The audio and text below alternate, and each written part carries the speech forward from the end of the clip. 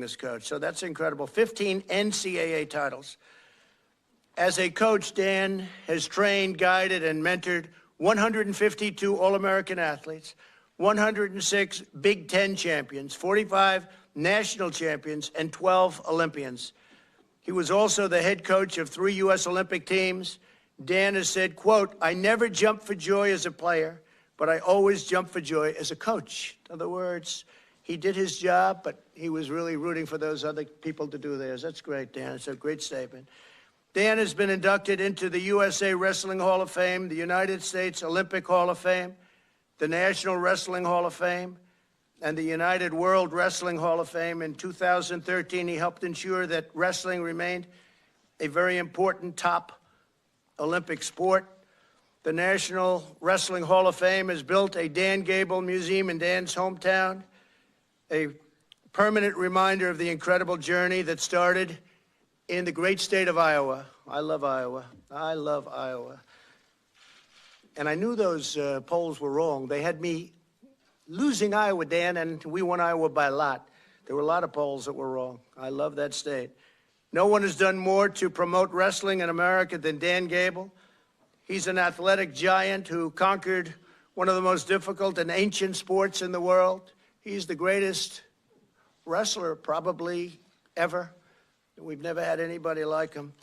He's made our country very proud, and he is a true GOAT. You know what GOAT is? GOAT, greatest of all time, right? He's the greatest of all time. Today, in recognition of his really exceptional achievements, Dan will become the first wrestler in history to receive this, our most important award, along with the Congressional Medal of Honor. I would now like to ask the military aide to step forward to present Coach Dan Gable with the Presidential Medal of Freedom. But before doing that, I'd like to have Dan say a few words, please. Thank you. Dan, please.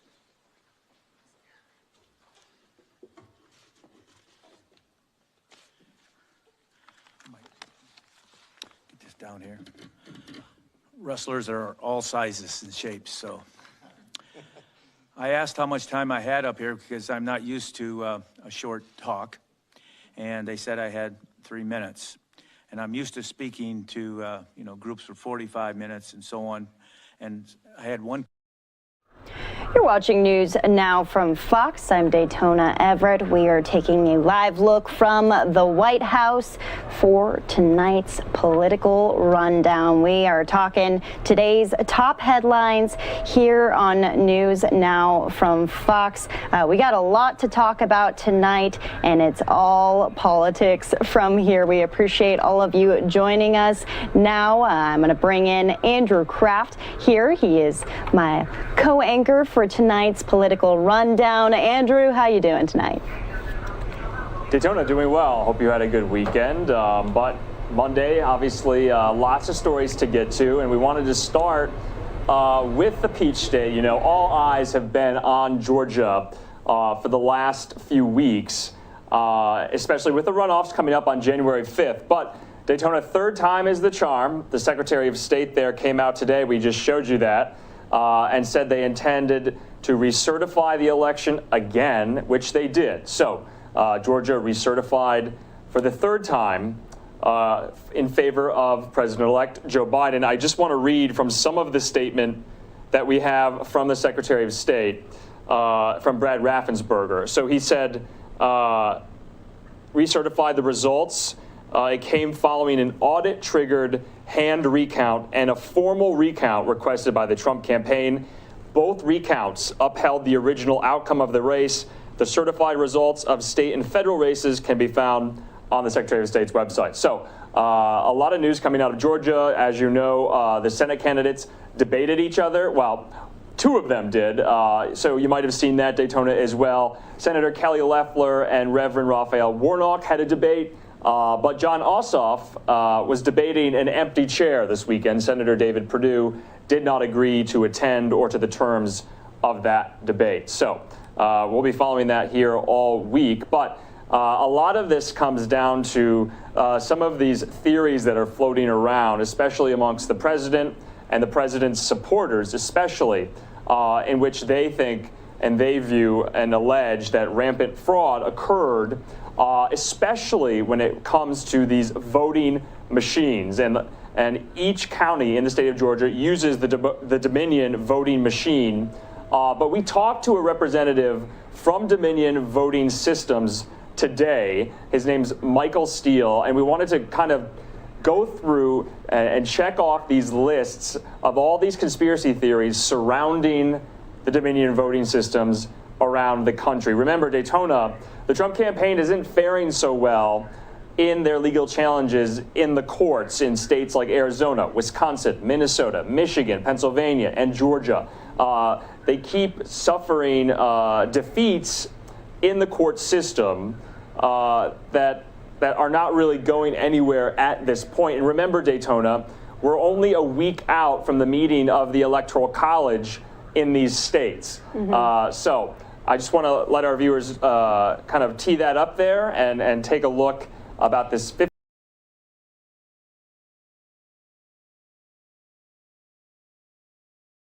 He did tweet about those Georgia representatives as well. So we'll pull that up really quick with Brian Kemp and Jeff Duncan, of course, Secretary of State Brad Raffensperger. He's kind of calling all of them out, saying that they're solely responsible for the potential loss of 2 great senators from Georgia. This is just still going off of that same rhetoric, talking about these election fraud claims. And this interview that you did with Dominion really dives deep into what those are.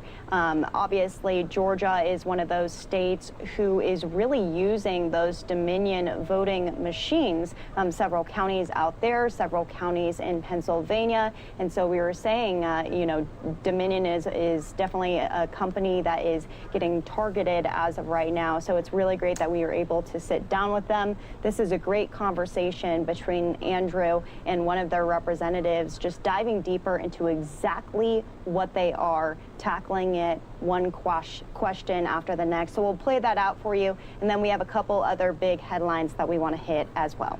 Joined by Michael Steele, a representative of Dominion Voting Machines, and we want to thank you so much for joining us here on News Now to kind of break down a lot of these claims that are out there about Dominion, about what transpired in the 2020 election, especially in regards to these battleground states where litigation is still ongoing at the moment. So I want to just kind of start out with this tweet that the president quote tweeted yesterday. And he essentially said that this idea from this tweet was, quote, interesting. And in that tweet, it was essentially saying that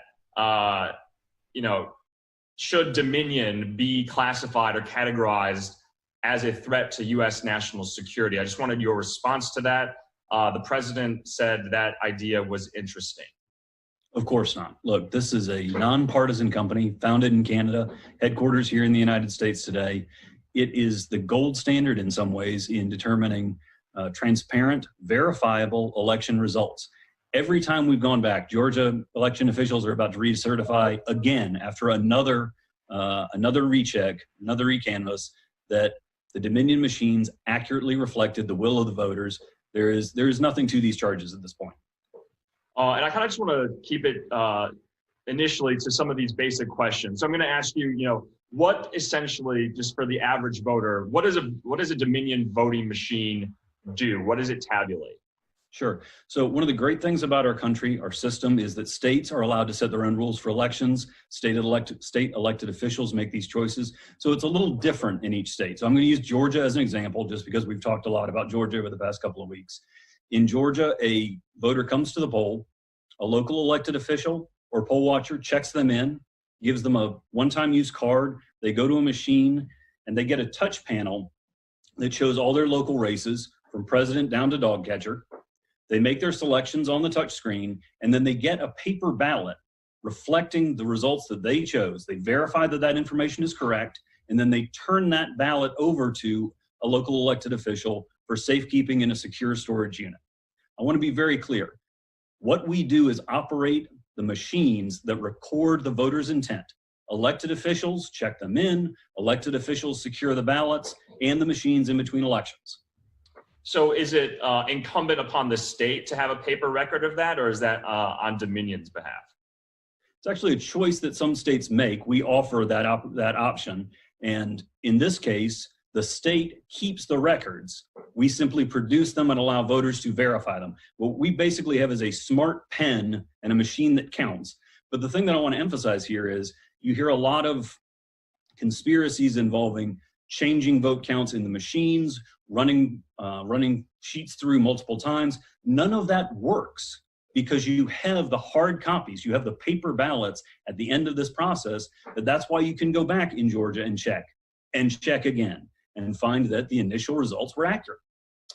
I kind of wanted to also just kind of ask about, the software that these machines use. Could it be open to some type of, hacking or malintent, or is there even room for that? What safeguards does Dominion have in place for something like that? I mean, the tabulators, the machines that do the counting are not connected to the internet. The technical term is air-gapped. They are not connected to the internet at all. Now, however, even if somehow a local elected official colluded with someone to try to modify the system, the paper ballots wouldn't match. We have a physical record of voters' intent, and so any attempt to change the numbers in the equipment would be easily detectable on the back end. I see. Can you kind of go into the training that these poll workers would kind of take in order to operate one of the machines? Is it extensive? Is it kind of day of? What does that look like? No, there's a training regimen. It varies state to state depending on the machine and depending on what you're doing. I mean, but again, that's determined by the states and the local elected officials who are ultimately responsible for administering our elections.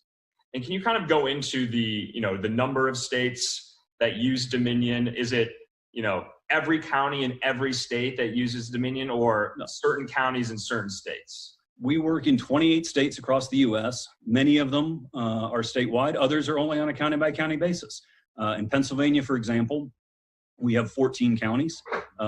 You should know that in those counties, those 14 counties, the president won with 52% of the vote. If you look at the counties where we administer in Wisconsin, the president's team asked for a recount in Milwaukee and Dane County, Madison, Wisconsin, basically. We don't operate the machines in those jurisdictions. In the jurisdictions where our machines operate, the president won with 59% of the vote. Michael, does Dominion have any affiliations to, the Chinese Communist Party, the People's Republic of China, Cuba, Venezuela, these communist countries that's out there right now? And right. People are really latching onto this idea of this communist infiltration into these voting machines. What says Dominion about that?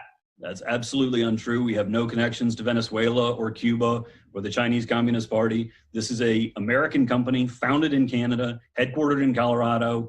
We have no connections with any of those regimes.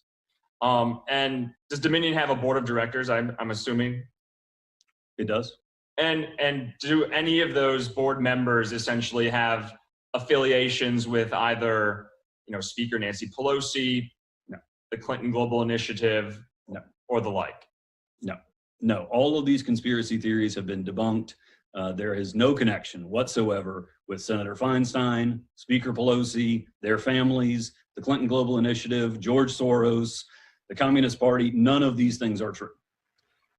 So in a sense, now that all of these claims are out there and they're being promulgated by very powerful people to kind of cast the election as, not valid or, dismissing the integrity of it, how does Dominion, kind of essentially put the toothpaste back in the tube? Is that even possible? Can you kind of go into some of those efforts, or are they futile at this point? It's absolutely possible and it's necessary. And that's why we've supported these efforts across the board to go back time and time again, to audit our results, to check our work, to make sure that the American people get a transparent, accountable election. And it's particularly important because we have another election, or rather two elections, looming in Georgia. The Georgia Senate races will determine the balance of power in the United States Senate.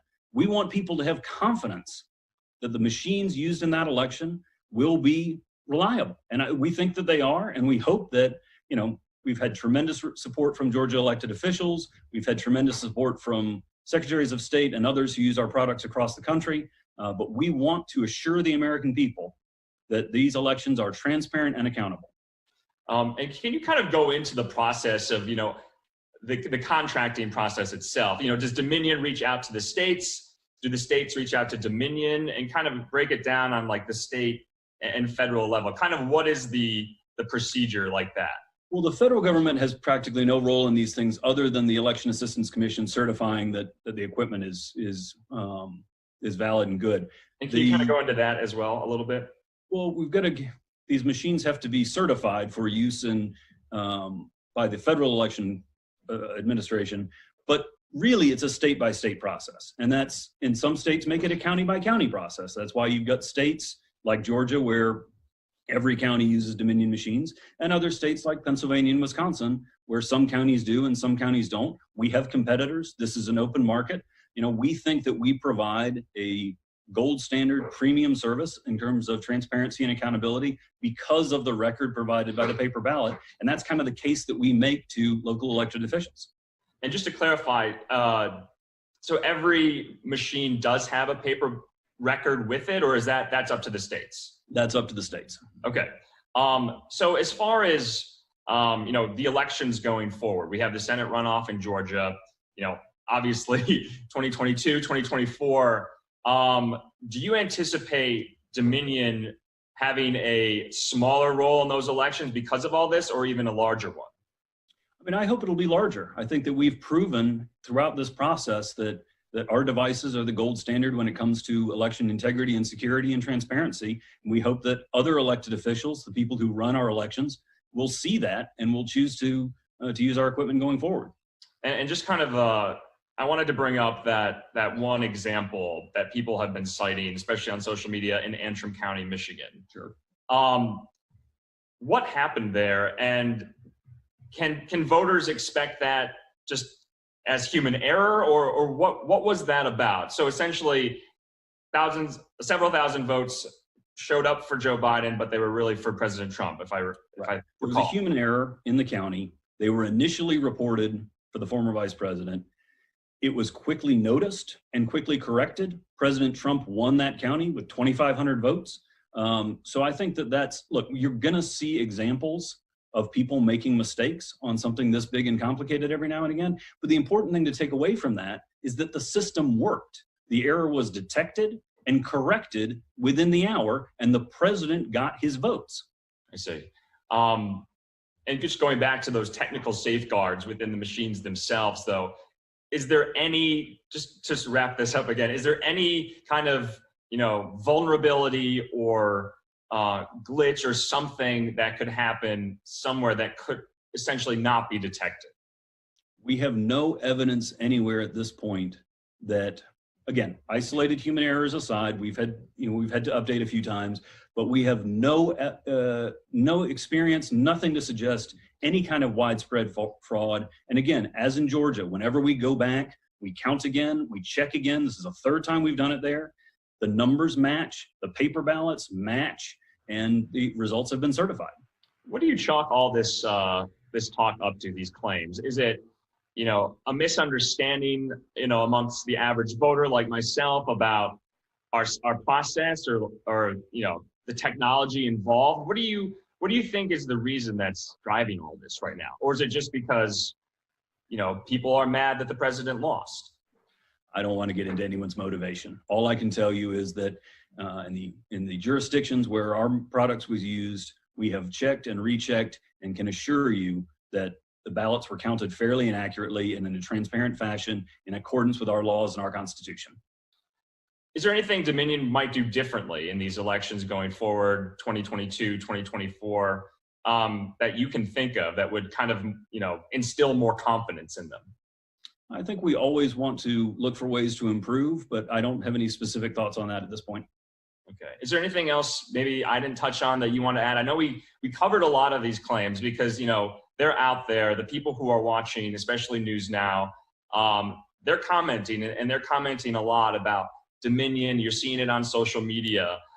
So if there's anything I didn't touch on that you want to just kind of bring up.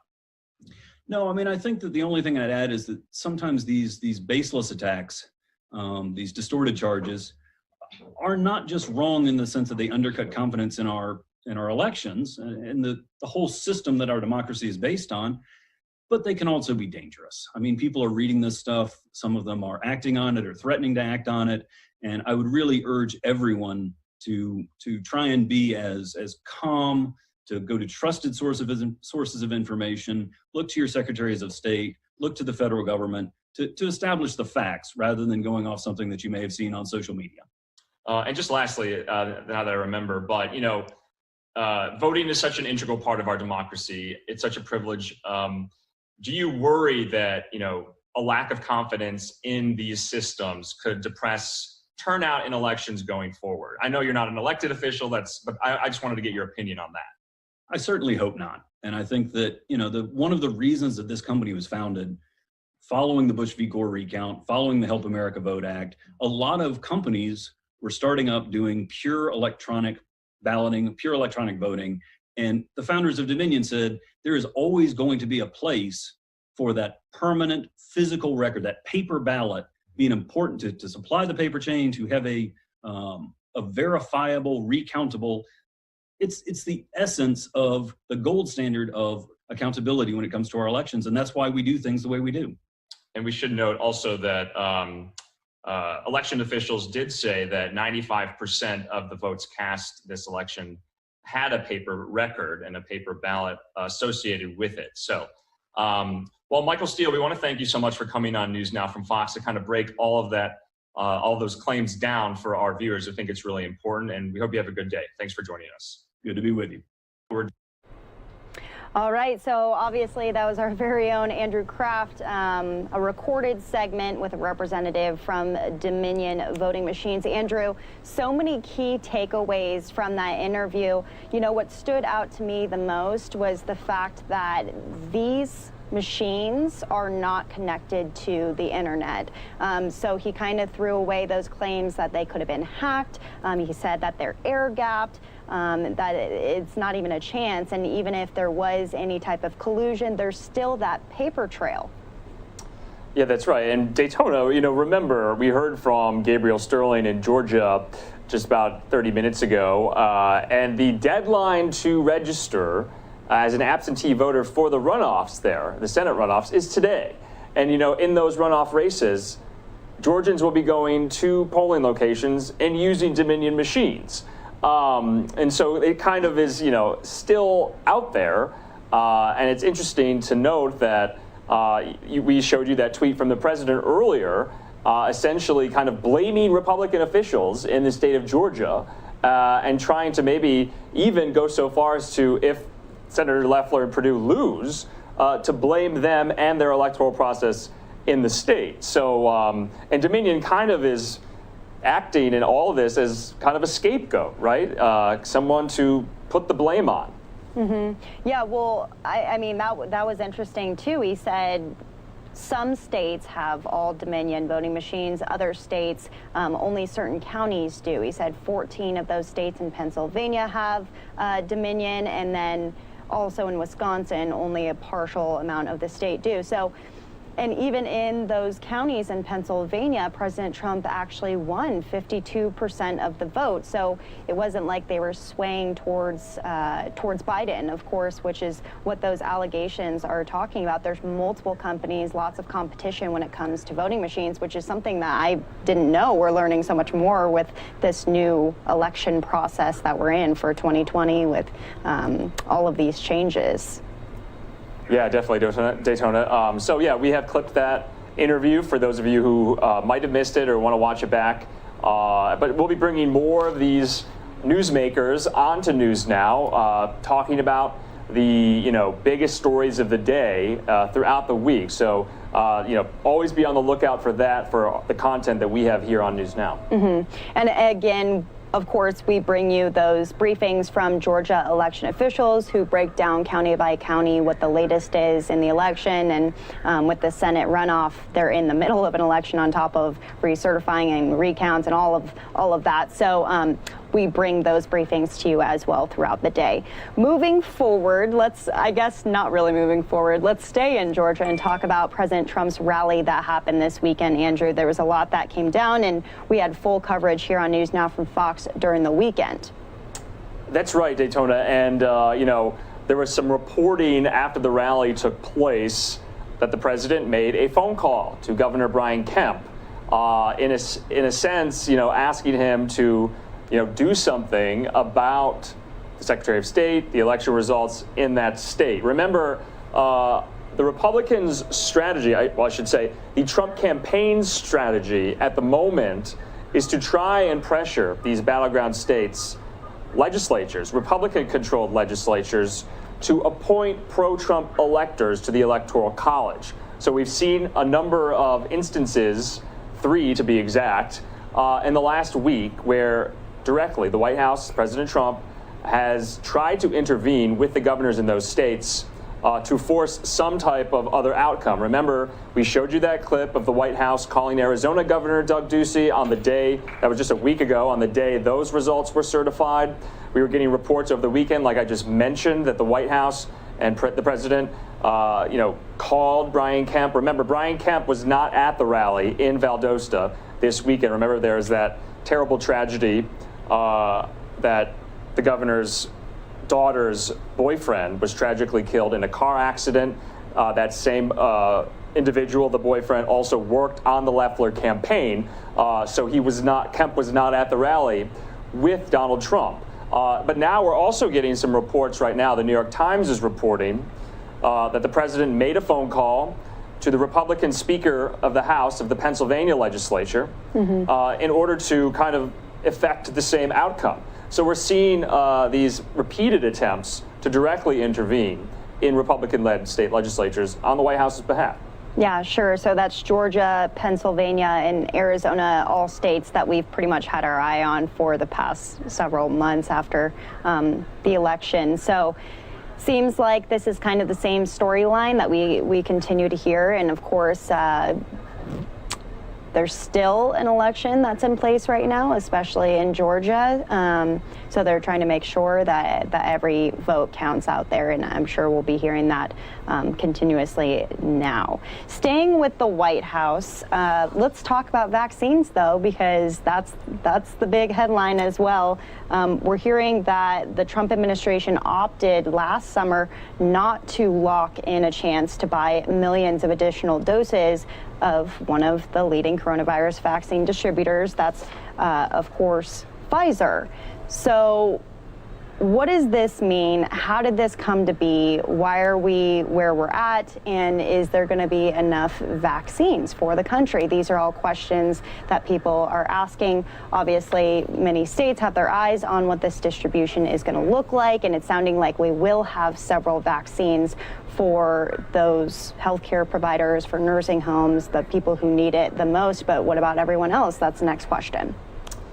Yeah, Daytona, this story also first reported by the New York Times. The AP also is reporting it as well. But,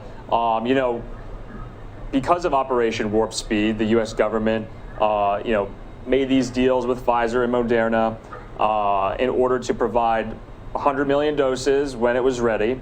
But we're getting reports now, like you just said, that they passed in the summer to lock in an additional number of doses for Americans. And we heard from Pfizer today, and they were saying that, they have orders to other countries around the world as well, essentially saying that, because of this missed, quantity that the federal government could have gotten, the supply could be short for Americans come early winter and into the spring next year. So, like you said, Daytona, that is something I'll be watching out for about the supply. Will Americans be able to get the vaccine in a quick amount of time and with that supply? So that was coming out of the White House today. And remember, they have that vaccine summit tomorrow.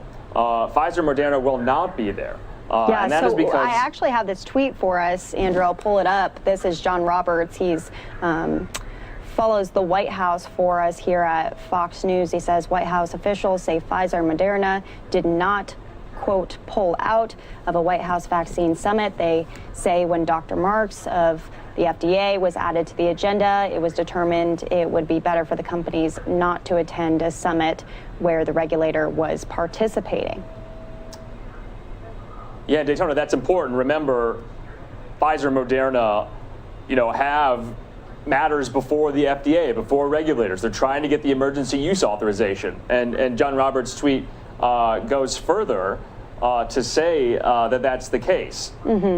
Yeah, that was a two-parter tweet. Britt, if you want to go back to the first part of that tweet as well, White House officials say reports of the administration turned down an offer from Pfizer to procure more doses of the vaccine last summer are simply not true, on Pfizer's warning that it may not have more vaccine available for the U.S. market until next summer. You can see he was trying to tweet that really quickly, but this is a story that we're talking about. I mean, of course, this amid the fact that they're going to wait for approval by the FDA, and this is hundreds of millions of doses that we're talking about that Americans are expecting. Yeah, in Daytona, obviously the White House denying that report today, issuing plans to have the president sign an executive order to make Americans a high priority on who receives the vaccine, putting them ahead of people from other countries. Fox News, that was an exclusive today on foxnews.com, where the president is planning to sign some executive action or executive order, basically outlining that Americans will take priority rather than, citizens in other countries for the vaccine. Definitely an interesting story right there, and one that we will continue to follow as people are waiting for these vaccines so that we can start to kind of move forward and moving back to a new normal here in America. Let's talk about Biden, because we didn't really hear from him today. We didn't play anything for you from Joe Biden, but there's still a lot of movement that is happening on his team, including a few new picks. Andrew? That's right. So over the weekend, we found out that Joe Biden has picked the California Attorney General, Javier Becerra, as his pick for Health and Human Services Secretary. So that came as a surprise to some of the people in Biden's inner circle. Javier Becerra has a legal background as Attorney General, so people were kind of doubtful about his, health and human services and medical bona fides, if you will. Yeah, so just a little background on Javier. He obviously has served as California's top prosecutor since 2017. He actually beat out Senator Kamala Harris for that job. Kind of interesting right there. He's served in Congress for more than 20 years. He was seen as a potential House Speaker as well, so he's definitely looked at for these top positions as well. He's notorious for defending the ACA. This is one big thing that's on his list. If confirmed, also, this is interesting, he would be the first Latino to hold that role, and we've seen a bit of a push, especially, of course, in California. They're trying to fill Senator Kamala Harris's role with Latinos. There's talks of that right now. But this would be a big deal for the Latino community, as obviously sometimes that community is forgotten, especially in this COVID-19 pandemic, when they're actually affected by it the most. I covered a lot of farm workers who were getting exposed to coronavirus at really alarming rates. So this would be an interesting movement for Javier Becerra to step into that role and be focused on combating this pandemic as it continues, really. Yeah, and Biden also announced a list of other top posts, health-related. He announced a pick for a new CDC director as well, but just kind of back to Javier Becerra. So that kind of takes some of the pressure off of Governor Gavin Newsom. So remember, Javier Becerra was in the mix. His name was being floated around to replace also Senator Kamala Harris as well. So, with this pick, that's off the table for Becerra. We're hearing names as well. Alex Padilla, the Secretary of State in California, Congresswoman Barbara Lee of California. So yeah, as you said, Daytona, that'll be interesting to watch. Who will take Senator Kamala Harris's vacant seat in the Senate? Remember, California's never had a Latino or Latina senator. The U.S. Senate does. It has Nevada's Catherine Cortez Masto. That was the first Latina senator to be elected. So that's another interesting, I don't want to use the word fight, but kind of story, that we'll be watching as well. Because remember, that has to happen pretty soon. Yeah, and honestly, all of Biden's picks in general have been extremely diverse. Let's step into this next story, which just came down moments ago. Obviously, new picks for Austin, who would be the Secretary of Defense. He's served for 7 years as. This is kind of quite the tweet right here. I don't even want to read it off. Yeah, Daytona. So just to give people kind of a background on who Lloyd Austin is, he's a retired 4-star general.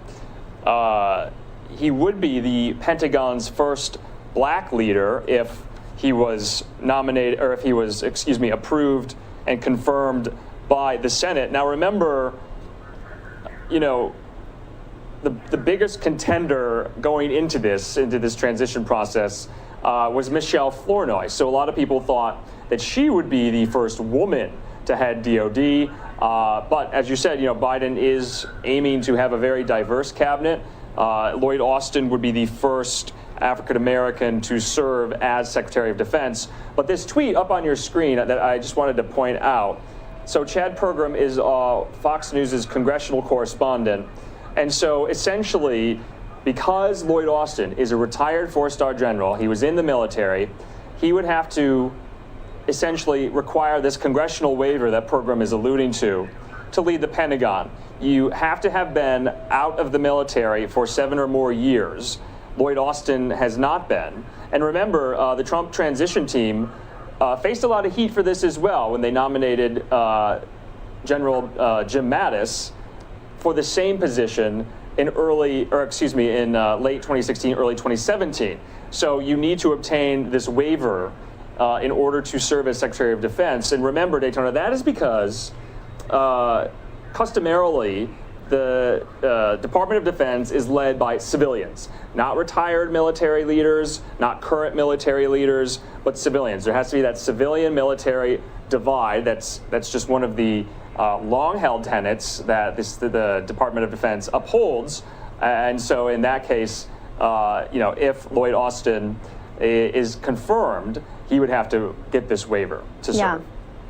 But it's interesting to remember, for all of these nominations, they still have to be confirmed. So they're all talking about this in Congress right now, and they are still talking about that COVID-19 stimulus, which all Americans are watching. I feel like we touch on this every single time we do this little rundown. Has there been any headway on this COVID-19 stimulus? We heard from Senator Chuck Schumer today saying that bipartisan bills have been introduced, but not really a lot of movement, honestly. No, not a lot of movement. And there's kind of this magic number right now, that $900 billion figure that you've been hearing, remember, from that group of bipartisan legislators last week, possibly that Trump and Mitch McConnell were coming around to that number. Remember, Republicans had floated a $500 billion number. House Democrats have passed the $1.3 trillion in the HEROES Act, and that hasn't gone out of the House at all. That was back in May. So yeah, and Daytona, one of the major sticking points, especially among Republicans, is they really want to have liability protections included in this next round of relief. And what that means is they want to put protections in place for, say, you and me. We could be business owners, we could be teachers, the like. And if you contract coronavirus, you can't get sued. Your employee can't sue you, your student can't sue you, And so they want to include that in there to protect small businesses from possibly, years of litigation with all of these possible lawsuits stemming from the fact that, you or I could take someone to court because they gave us the coronavirus. If we had to prove it, obviously, but that's the contention there. They want those protections included in the bill. Amid, of course, dollar amounts as well, as that number continues to fluctuate, as what you said. Andrew, anything else to be looking forward to this week from what you can see? Well, we just wanted to take a moment, obviously, since today is December 7th, the 79th anniversary of the attack on Pearl Harbor that ushered the United States into World War II. Can't believe it's almost been 80 years for those history buffs out there. That was a pivotal moment in our history, and we take time today to remember the thousands of Americans who died on that day in Hawaii. So I know I've been following some of that coverage today. I think we have some coming up. Yep, I think that would be really great to hit right now. Obviously, if you're new to NewsNOW from Fox, we bring you live events. We bring you recorded events. If something happens that we can't get to, we bring it to you here. Follow our Twitter account at NewsNOW Fox. We post a lot of our interviews on there, just like the one that Andrew did with Dominion. Really great content that you can be following along with if you can't be watching us 24/7. Yeah, and take a follow for myself and Daytona. I'm at Andrew Kraft on Twitter and Daytona. And I'm Daytona Everett at Daytona News Now, and we're going to send some of you off to a 2-minute commercial break. But when you come back, we have a whole lot more to get to tonight, including those Pearl Harbor recognitions. Thank you so much for joining us for this political rundown.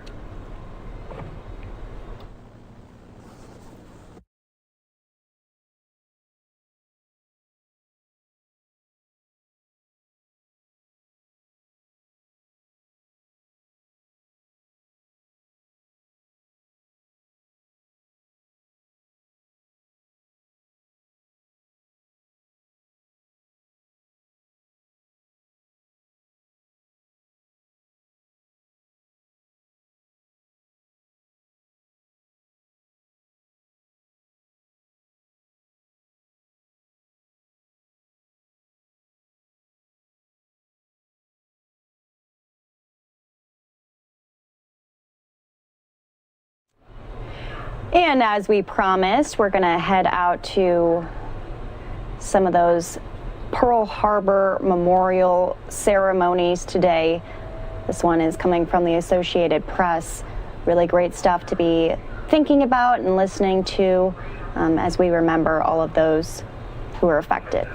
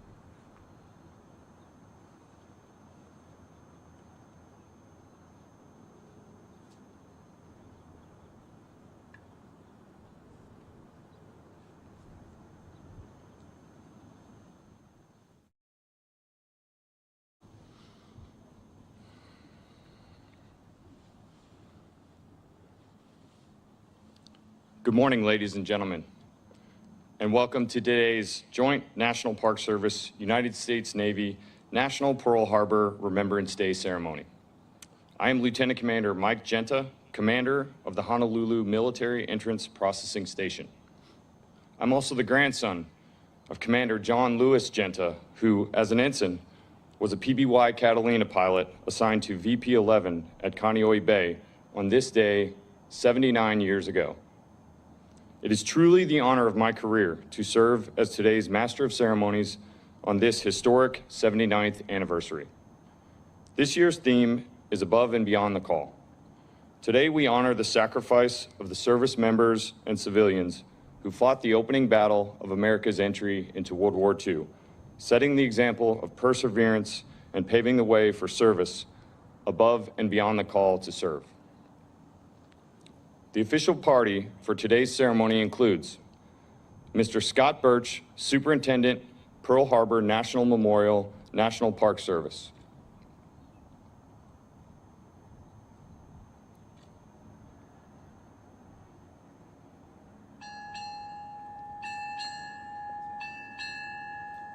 Navy Region Hawaii and Naval Surface Group Middle Pacific, arriving.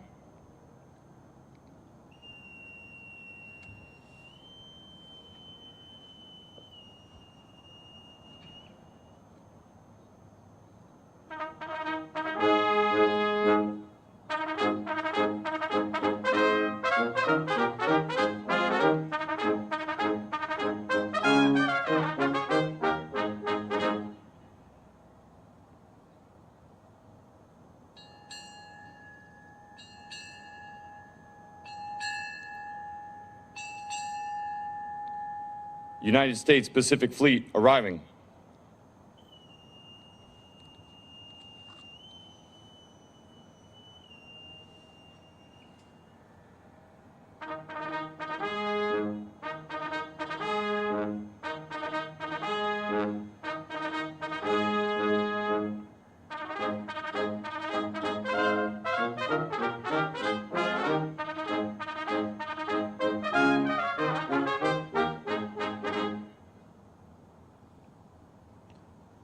Side boys, post.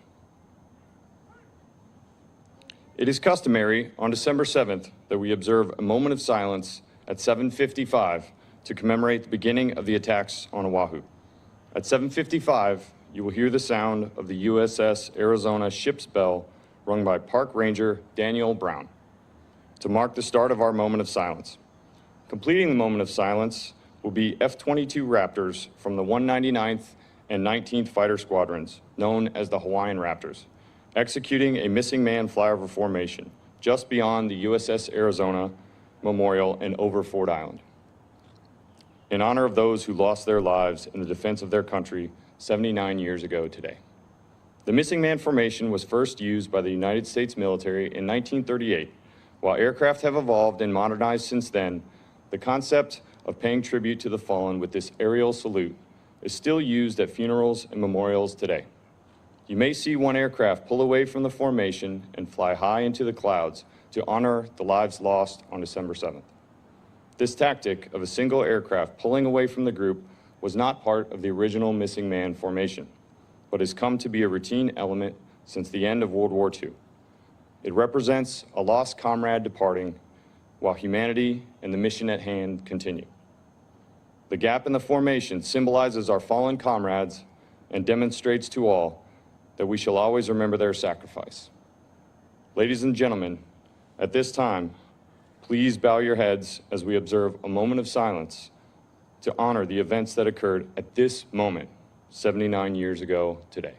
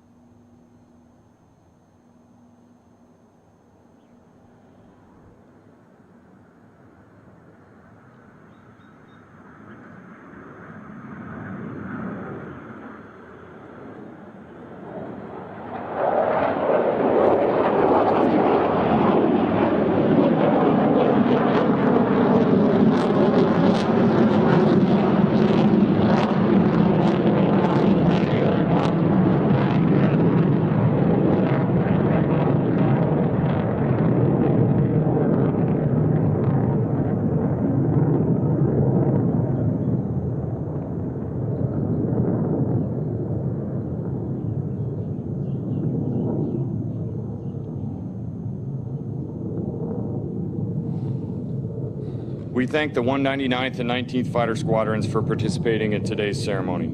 Please remain standing for morning colors and the performance of our national anthem and state song by the U.S. Pacific Fleet Band. Bugler, sound attention. Parade the colors.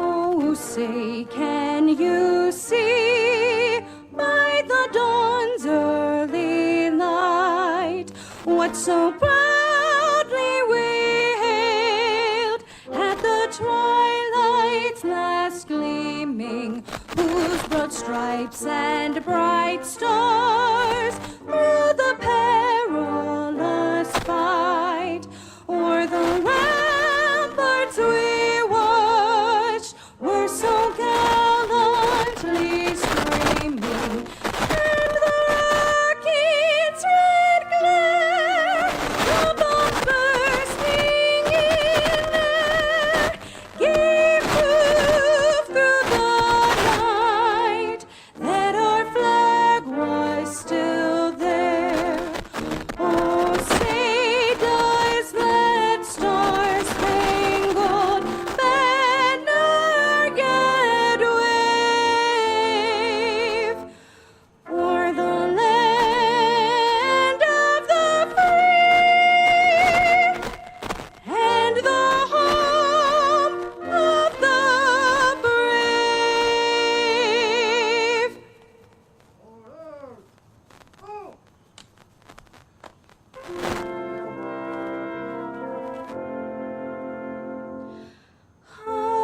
Hawaii pono'i nanai komo'i kalani ali'i kea li'i makualani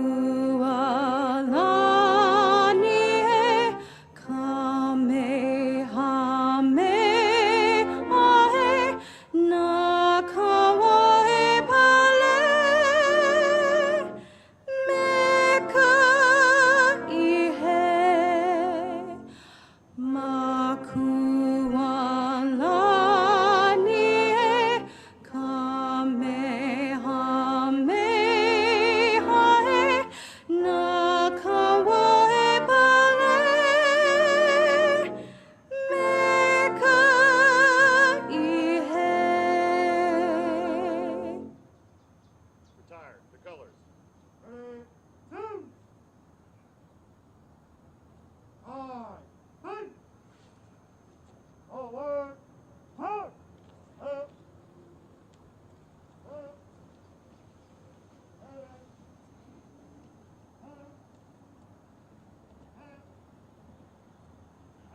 At this time, we invite Admiral Aquilino, Superintendent Birch, and Admiral Chadwick to the center of the contemplation circle. It is customary for ships passing the USS Arizona Memorial to pay their respects by rendering honors. Approaching, you will see the Arleigh Burke-class guided missile destroyer USS Michael Murphy, commanded by Commander Scott Maloney, a native of Boston, Massachusetts. Today, in addition to rendering honors to the USS Arizona crew still entombed in their watery grave, Michael Murphy will also render honors to the Pearl Harbor survivors and World War II veterans who are watching online with us today. The veterans who couldn't be with us today represent the greatest generation of all American history. No one before them and no one since has been asked to answer the call to serve and sacrifice in the way that they were between the years of 1941 and 1945. The official party will return the salute on behalf of the greatest generation to the USS Michael Murphy as she passes close aboard.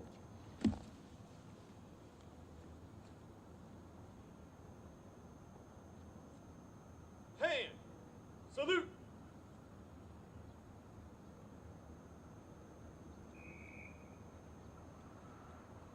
Ready, two. Carry on. Please be seated.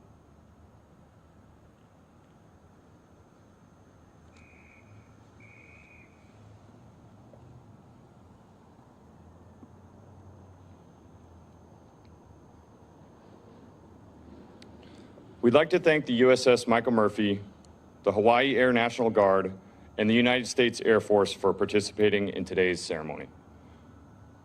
In the Hawaiian culture, the religious leader or spiritual advisor is known as a kahu. Today, we are pleased to have for our invocation a Hawaiian blessing offered by Kahu Kanahele.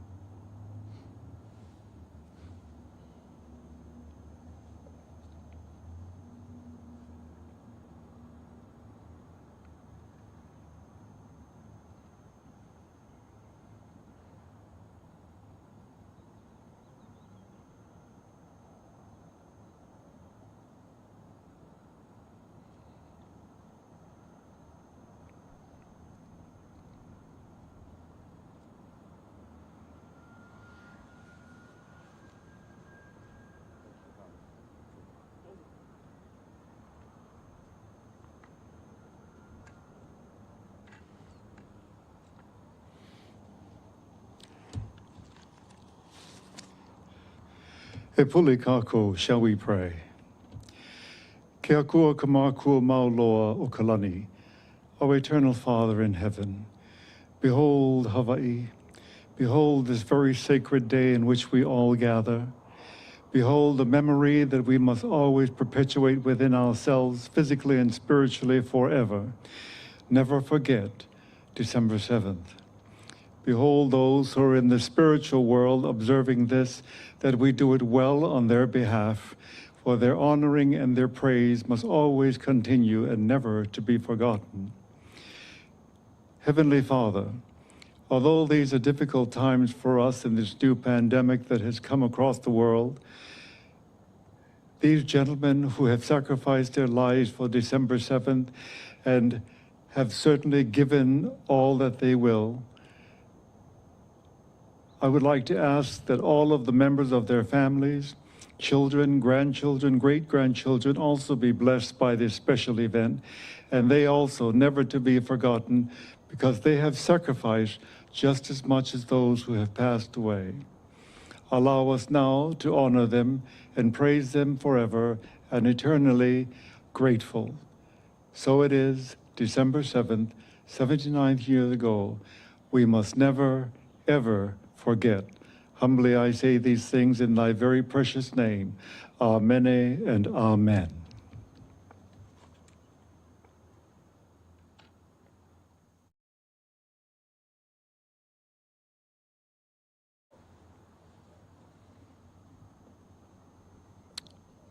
Thank you, Kahu.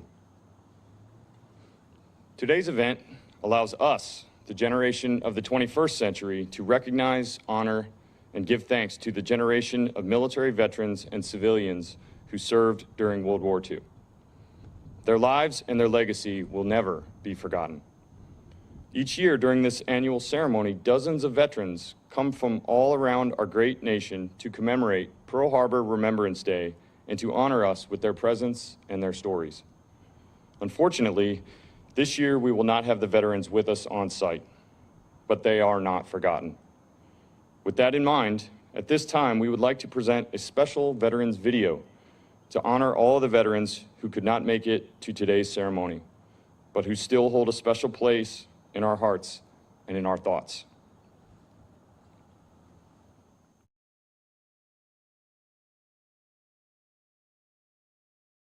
Hello, I am Lou Contra, a World War II veteran and Pearl Harbor survivor. thank you for inviting me to participate from California. Every year, we rightfully honor the heroes who lost their lives on December the 7th, 1941. Over the course of 2 hours, more than 2,400 servicemen and civilians were killed. Almost half of them went down with the USS Arizona, remained there on this day. I was aboard the USS Arizona that morning. Afterwards, I was sent. So there we've been just showing you some of the moving scenes out of Pearl Harbor and the USS Arizona Memorial there in Hawaii as we commemorate the 79th anniversary of Pearl Harbor. But we want to just break into this now because we have an update about the latest in the coronavirus pandemic and the vaccine efforts, especially. Remember, the vaccine is on the horizon in just a matter of weeks. And we want to bring in Fox News multimedia reporter Robert Sherman, who's in Atlanta. And as you guys know, Atlanta is the headquarters of the CDC. Isn't that right, Robert? Yeah, that's exactly right. And there is some, I want to say, tempered optimism here from medical officials as we're still waiting on the emergency use authorization request, which will be decided on Thursday. But here's a bellwether for you. Earlier this month, the United Kingdom approved Pfizer's vaccine, and that distribution is supposed to begin tomorrow. So when, should the FDA approve the emergency use authorization request for Pfizer's vaccine, medical officials say that they should start to see that distributed within a couple of days or so. Also, a little bit further down the line, you have Moderna's vaccine, which is that same emergency use authorization request. That's going to be looked at next week. And then, taking a look at a couple other companies that are down the line as well. There are a couple of other vaccines that are going through the stages of clinical trials at this moment, which there's a good amount of optimism around as well. But the timing, I guess you could say, is pretty pivotal here as certain parts of the nation really struggling right now. You look out at states such as California right now, and over 20 million Californians are looking as though that they're going to be spending the next couple of weeks in lockdown as cases are rising there. If you go out to New York, the governor just had a press conference earlier today saying that if their numbers don't get under control and they don't feel good about the hospitalization numbers and they see those start to get out of control, they could start to see restaurants shut down. They could start to see certain regions of the state go into lockdown mode. They haven't done it yet. They're keeping a very close eye on the numbers, but it's not off of the table yet. So, but with this caution to optimism coming from medical officials right now, they're telling us that if the emergency use authorization requests are approved for some of these vaccines, they could have several million doses of the vaccine available later this month. And again, that would be going towards healthcare workers and towards folks that are living in those long-term care facilities. And then go from there, but still a few more months to go in the pandemic is what they're saying. It still could be a few months until you start to see large numbers of the population vaccinated, but it's a starting point, shall we say. And Robert, I don't know if you have any information on what's happening at the White House tomorrow with that vaccine summit. We know Moderna and Pfizer will not be in attendance, only because they have obviously matters before the FDA, before the regulators. Isn't that right? Yeah, that's right. And that's information that Fox News was able to confirm earlier today, that the CEOs of Moderna and Pfizer, they were both offered invitations to go to the White House, but they will not be attending that summit. Other news coming out of the White House, though, we are expecting the president to sign an executive order tomorrow saying that Americans will be getting the vaccine first before they will be sending the vaccine overseas in order to help other nations, keeping in lockstep with the president's America First mindset. So we are expecting that to come out of the White House tomorrow, and we'll see what else comes out of that summit. And Robert, obviously all the questions are surrounding supply. Remember, supply. We've heard from the CDC. They voted who can get the vaccine first. Here in Arizona, Governor Doug Ducey wants to put teachers on that list as well. So I guess it'll remain to be seen what states do when they get their allotments. But Robert, if you have anything else to add, feel free. Yeah, I mean, I think it is important to remember that with the Pfizer vaccine and the Moderna vaccine, those both require 2 different injections. And that was something that the Department of Health and Human Services clarified earlier today, that while they have, I believe that they put the number at 40 million doses, you still need 2 doses per person. So that really drives the number down. Now, some of the vaccines that we are seeing that are going through the clinical trials process only require 1 injection, which could help things in the long term.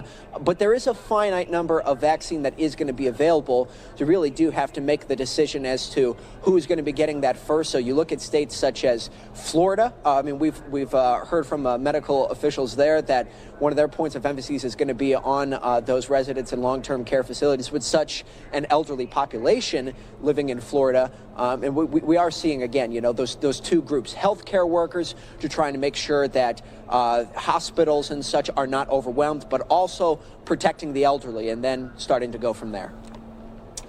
And just to wrap this up here, Robert, but you know, the other side of the coin here is messaging. You know, how does the U.S. government, how do state governments compel Americans to go and get the vaccine when it is readily available? We're seeing statewide efforts in some of these states, millions of dollars to, you know, billboards, you know, public service announcements. It's all going to be about messaging as well, to try to get as many people to take this.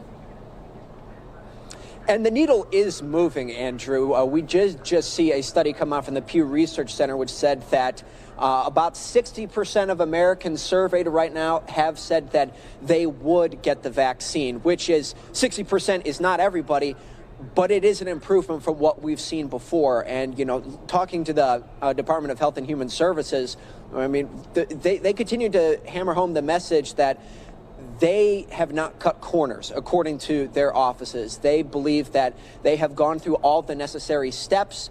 They've had to invest extra funds in order to get this through the processes more quickly, but corners have not been cut on this process. The way that they've been able to do this is they've been multitasking, shall we say, and that's where some of that extra money has come in, trying to get through a few of the tasks at the same time, as opposed to going one after another subsequently. So they do feel good about the safety of the vaccine. They understand that those concerns are out there, but they really are trying to hammer home that message of trying to bolster confidence in the vaccine, saying that this is state-of-the-art technology that is being used right now. We have seen multiple former presidents have said that they will be taking the vaccine again in order to drive up that optimism and confidence from the American public. So that is going to be one of the battles still that the Department of Health and Human Services has to continue to push forward on.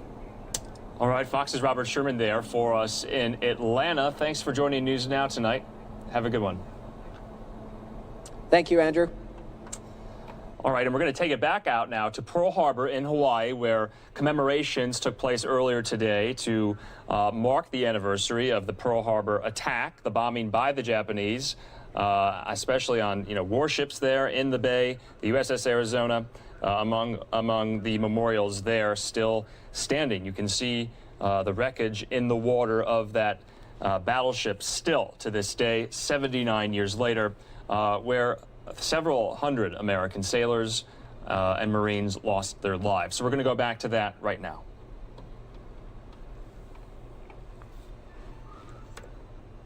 Programs.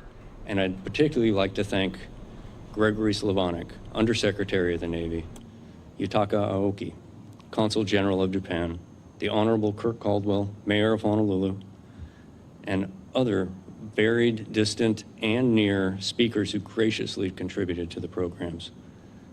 The National World War II Museum in New Orleans, all the other national park units who joined us in this effort, the hardworking officers, enlisted and civilian, of U.S. Department of Defense media activity, the numerous organizations and individuals who contributed and produced the content for the programs, and Pacific Historic Parks, particularly for their extensive website work. To all uniformed armed service and veterans out there today, all the World War II survivors, all the Pearl Harbor survivors, and the USS Arizona survivors that are able to join us, and to the families of two special veterans who we recently lost, Mr. Lawrence Roller and Mr. Jules Ramon. Thank you for all you do and all you've done. Thank you for your sacrifices. Thank you to our heroes. Now I'm pleased to have the honor to introduce David Bernhardt, 53rd United States Secretary of the Interior. The Secretary and the Department of Interior protect America's vast natural and cultural resources, including national parks, monuments, wildlife refuges, and of course, this historic and sacred site, Pearl Harbor National Memorial. We are grateful to be able to share the Secretary's welcoming message this morning and to share some of his family's story related to December 7th, 1941. Distinguished guests, ceremony invitees, and everyone watching us worldwide, the United States Secretary of the Interior, David Bernhardt. Today, we recognize 79 years since the attack on Pearl Harbor and on the airfields on Oahu. On this day in 1941, more than 2,300 American servicemen and civilians died and about 1,000 were wounded. One of those lost was my great uncle, Sam E. Bolander. My mother and her cousin shared a few of his letters with me a few years ago. He wrote that he wished he was home for Thanksgiving. He was hopeful to be home for Christmas in 1942. And yet, he would never return to Colorado. The USS Arizona is his final resting place. He was one of the 1,177 sailors and Marines who lost their lives on the Arizona alone. For the sacrifices that they made, the price that they paid, and the war that they won, we call them collectively the greatest generation. They would simply call it their duty. In honor of those who made the ultimate sacrifice, all active duty military, veterans, and Gold Star family members now receive free access to our public lands. I hope that those who have served and their families find refuge in the places that they fought to protect. Thank you, God bless you, and may God bless the United States of America.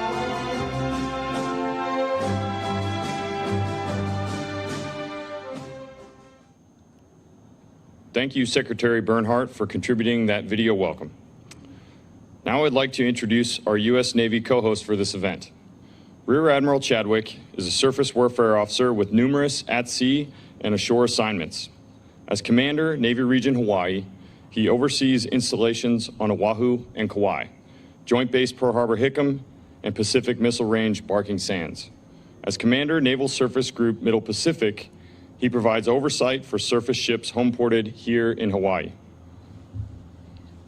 Ladies and gentlemen, Rear Admiral Rob Chadwick.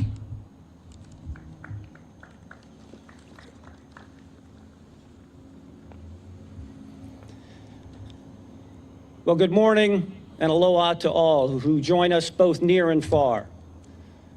First and foremost, I would like to offer my sincere regrets and most heartfelt aloha to the Pearl Harbor survivors and the other World War II veterans who could not join us here today.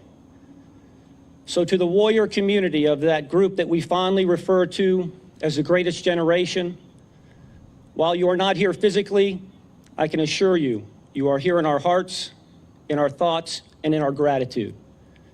Your lives and your examples of honor, courage, and commitment will never be forgotten and will never cease to inspire us. I also want to thank Scott Birch and the leadership and staff here at the National Park Service for their continued cooperation in this important event and for letting us conduct this ceremony on this site. And how appropriate it is that we are conducting this important annual commemoration here in the Contemplation Circle on the beautiful grounds of the Pearl Harbor National Memorial. From this vantage point, much of this historic harbor is laid out before us. We try to imagine what it was like for those standing on the shores of Pearl Harbor 79 years ago, watching destruction rain down on the great U.S. Pacific Fleet. We try to imagine what it was like for the civilian workforce not far from here at the Pearl Harbor Naval Shipyard and civilian workers throughout Oahu. They too felt the weight of the attack and did their part to defend their island and their homes. We also try to imagine what it was like for the soldiers, sailors, airmen, and Marines who fought valiantly to protect the aircraft and the airfields at Hickam, Wheeler, Eva, Kaneohe, and Ford Island, as the air assets here on Oahu were decimated, while most of them were still on the ground. A few hundred feet in front of me is the Remembrance Circle. There you will find the names of every soul lost in the December 7th attack. In that circle, we take the opportunity to remember their sacrifice. And then we come to this circle to contemplate what it means 79 years later. Pearl Harbor holds a unique place in the historic landscape of our country as the location of the bookends of World War II. The two iconic symbols, the battleship Missouri and the Arizona Memorial, both serve as powerful visual reminders of the lessons learned by the veterans who fought throughout the war. And they fought valiantly from December 7th, 1941 to the ultimate victory and the sealing of the peace on the deck of the Missouri in Tokyo Bay in September of 1945. The example of perseverance and courage under fire that led to that ultimate victory was forged here 79 years ago by the heroes who endured the horrors of that attack.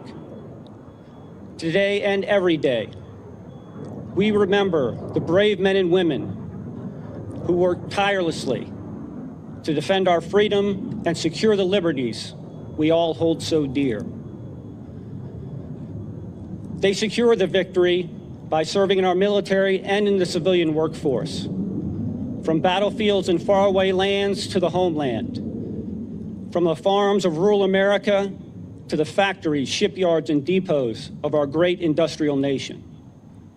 But today, our focus comes back here to Pearl Harbor, where we honor the veterans of every military service and the civilians who 79 years ago were caught in the crossfire of what really was the first battle of the war in the Pacific.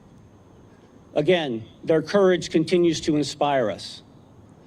So to all of the Pearl Harbor survivors and World War II veterans who are joining us from around the country and maybe from around the world, I can assure you that all of us who currently wear the uniform understand and embrace the legacy that we've inherited from you.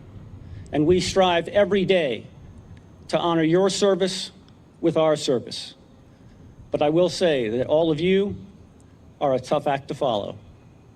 Mahalo.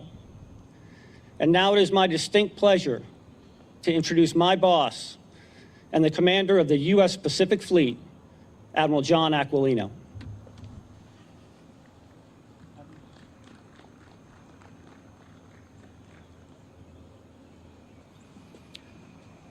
Aloha and good morning. Admiral Chadwick, thanks.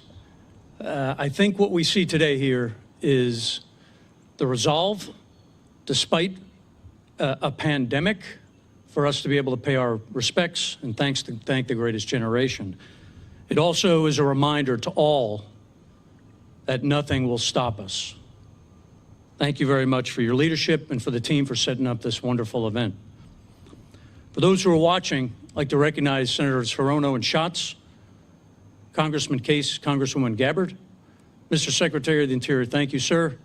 I want to thank Scott for the tremendous partnership that we have with the Park Service. These wonderful hallowed grounds look spectacular, Scott, and I know it's your team in combination with ours.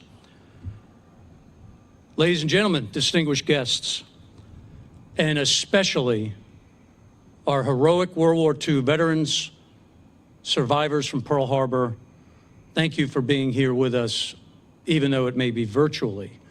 You are always in our hearts and in our minds.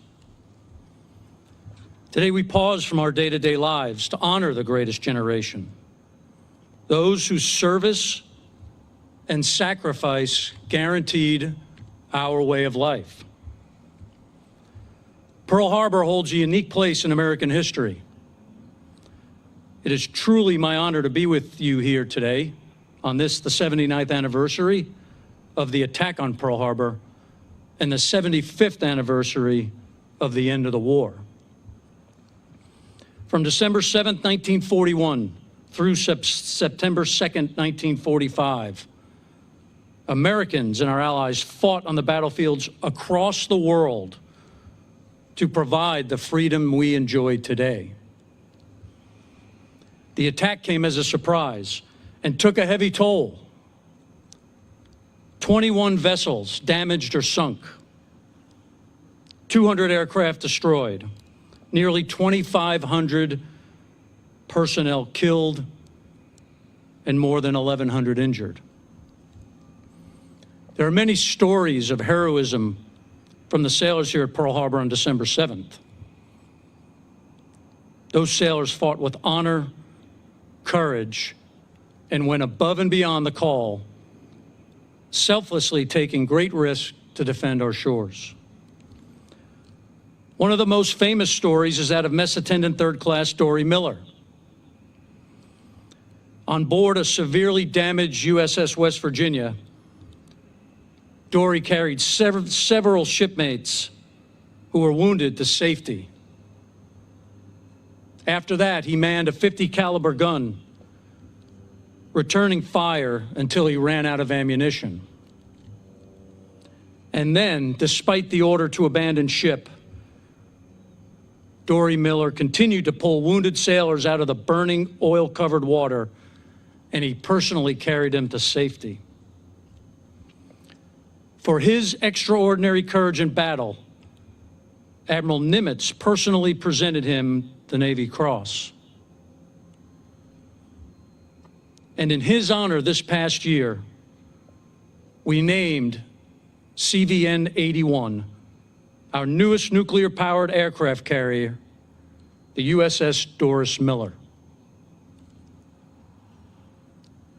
That's the legacy of our United States Navy and all of our service partners, soldiers, sailors, airmen, Marines, Coast Guardmen, and National Guardsmen. I see that same dedication and sacrifice in our sailors and civilians today. It is bred out of the legacy of our heroes that came before us. Despite this global pandemic, our sailors continue to train and operate far from our shores every day, guaranteeing a free and open Indo-Pacific. Our civilian warriors here in Pearl Harbor Naval Shipyard deliver the ready forces we need to execute our mission. The sacrifices of our sailors from the greatest generation and the sacrifices of our Navy for the past 79 years has delivered peace, stability, and prosperity for all nations around the globe.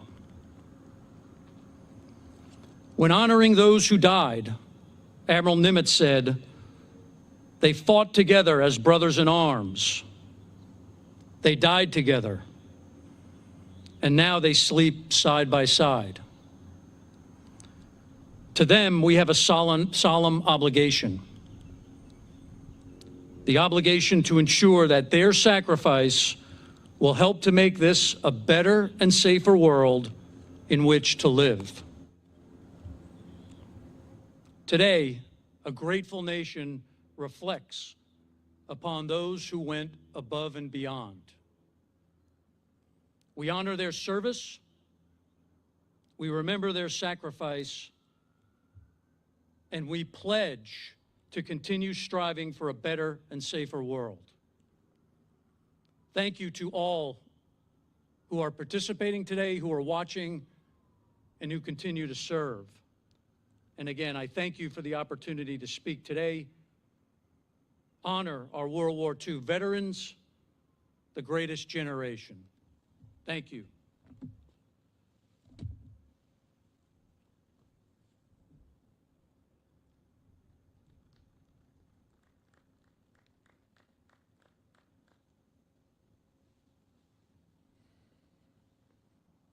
Thank you, Admiral Aquilino. Today we honor heroes, military and civilian, who experienced the surprise attack on December 7th, 1941. Many lost their lives defending the island, while many others survived to fight in the war that raged throughout the Pacific and around the world. While many history books tend to focus on the Pearl Harbor attack, the entire island of Oahu was shattered on December 7th, 1941, both military and civilian. As I tell their stories, the bell you will hear is from the USS Arizona, one of 2 bells salvaged from the sunken ship. The territory of Hawaii. On that fateful morning, 49 civilians lost their lives. As a base for all the military services, the then territory of Hawaii and its citizens played a major role in one of history's greatest salvage and repair efforts. Hawaii citizens opened their homes and businesses to servicemen stationed on the islands and to those returning from war patrols. Today, the state of Hawaii remains a strategic and welcoming home port for our military, continuing to offer aloha to all. United States Army. The brave members of the United States Army fought diligently to defend their posts on December 7th, 1941, and 16 soldiers gave the ultimate sacrifice. In 1941, they served from Schofield Barracks and Fort Shafter to Fort Kamehameha. Today, the U.S. Army continues to play their critical role serving the nation's interests here on Oahu. United States Marine Corps. Many may not realize until visiting the USS Arizona Memorial that a United States Marine detachment made up part of each battleship's crew. A total of 109 Marines lost their lives that day. 105 perished aboard ships in Pearl Harbor, and 4 were killed in action at the Eva Marine Corps Air Station. The Marine Corps continues to serve our nation on Oahu from Marine Corps Air Base Kaneohe, where the Kaneohe Clippers Memorial honors those service members who gave their lives at that base during the attack. United States Navy. 1,999 sailors lost their lives in the December 7th attacks on Oahu. Many sailors met their final resting place in the waters directly behind me while defending their ships and helping their shipmates escape the burning waters. Many more assisted in rescue and recovery efforts in days and weeks that followed. The USS Arizona Memorial stands as a powerful monument to the service and sacrifice displayed on the day of infamy. Many other memorials to the Navy's service in and around Pearl Harbor tell the story of that day, including memorials to the USS Utah, USS Oklahoma, and the USS Nevada. The United States in Hawaii continues to carry on the legacy that the greatest generation inspired in service to our great nation. United States Air Force. Though not yet a service in 1941, the United States Air Force was formerly referred to as the U.S. Army Air Forces, and here on Oahu as the Hawaiian Air Force. The aircraft and airfields at Hickam, Bellows, and Wheeler Fields were targets of the attack, where 217 Army Air Force personnel lost their lives as a result. Hickam Field remains as a frontline hub for American air power in the Pacific. United States Coast Guard. At the time of the attack, the U.S. Coast Guard vessels in Hawaii were all stationed at Honolulu. At 0645, the patrol craft Tiger intercepted a dispatch from USS Ward that claimed destruction of a submarine. Later, Tiger itself came under enemy fire as it participated in the defense of Oahu. The the United States Coast Guard continues to serve as a sentinel on guard and on patrol here in Hawaiian waters. The video you are about to see encapsulates wreath presentations. All right, so we've been watching this for about the last 45 minutes or so from Pearl Harbor and the commemorations taking place there in Hawaii to mark the 79th anniversary of the Pearl Harbor attack by the Japanese, which, as you know, ushered Americans into World War II for the next 4 years. So we are going to just switch gears here and go back to politics, current politics, the Biden-Harris transition, everything happening with that. And just to intro that, President-elect Joe Biden on Monday announced the team he would like to lead his response to the nation's greatest public health crisis in a century once he takes office in January. Fox's Ali Rafa is joining us live from Wilmington, Delaware, with the latest on Biden's decision with these picks. Ali, thanks so much for joining us. Hey, Andrew. Well, some of the picks that Biden appointed for this team are already members of his COVID-19 advisory board, but others will have to suit up quickly as the pandemic worsens across the country. President-elect Joe Biden announcing the health team that will oversee his administration's coronavirus response today. Among Biden's 7 picks, California Attorney General Javier Becerra, who will serve as Secretary of Health and Human Services, and Dr. Anthony Fauci, who Biden has asked to continue in his role as Director of the National Institute of Allergy and Infectious Diseases and also serve as his Chief Medical Advisor. I'm not exactly sure what the precise structure that will be put up, but it certainly will be something similar in the sense of a daily monitoring and involvement of this extraordinary challenge that we're going through. Biden's picks come as he faces increased pressure from progressive and advocacy groups to pick more left-leaning Black and Latino nominees. His top pick attracting praise from Democrats, while Republicans raise red flags about Becerra, citing his endorsement of Medicare for All and support for abortion rights and access. Good afternoon, everyone. Biden's transition team plans to formally roll out the picks Tuesday afternoon in Wilmington. The same day, civil rights leaders are scheduled to meet with the president and vice president-elect to push for more diversity in the Biden-Harris cabinet. Biden urging patience as he makes his final picks. I promise you, it'll be the single most diverse cabinet based on race, color, based on gender that's ever existed in the United States of America. And late this evening, we found out that Biden will name retired 4-star Army General Lloyd Austin as his defense secretary. And if confirmed, he will be the first Black American to fill the role, Andrew. All right, Ali Rafa there for us, live in Wilmington, Delaware, where we're following here on NewsNOW as well, all of these picks and who will be in the cabinet come January 20th, 2021. Ali, thanks so much. Thank you.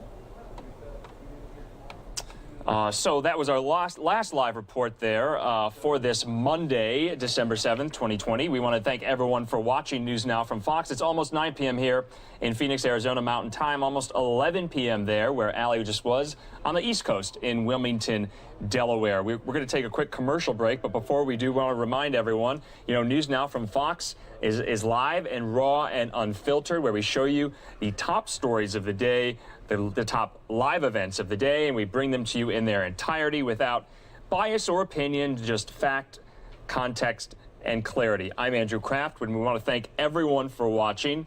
We're going to take that commercial break right now, so don't go away. This is 2 minutes. We'll see you back then.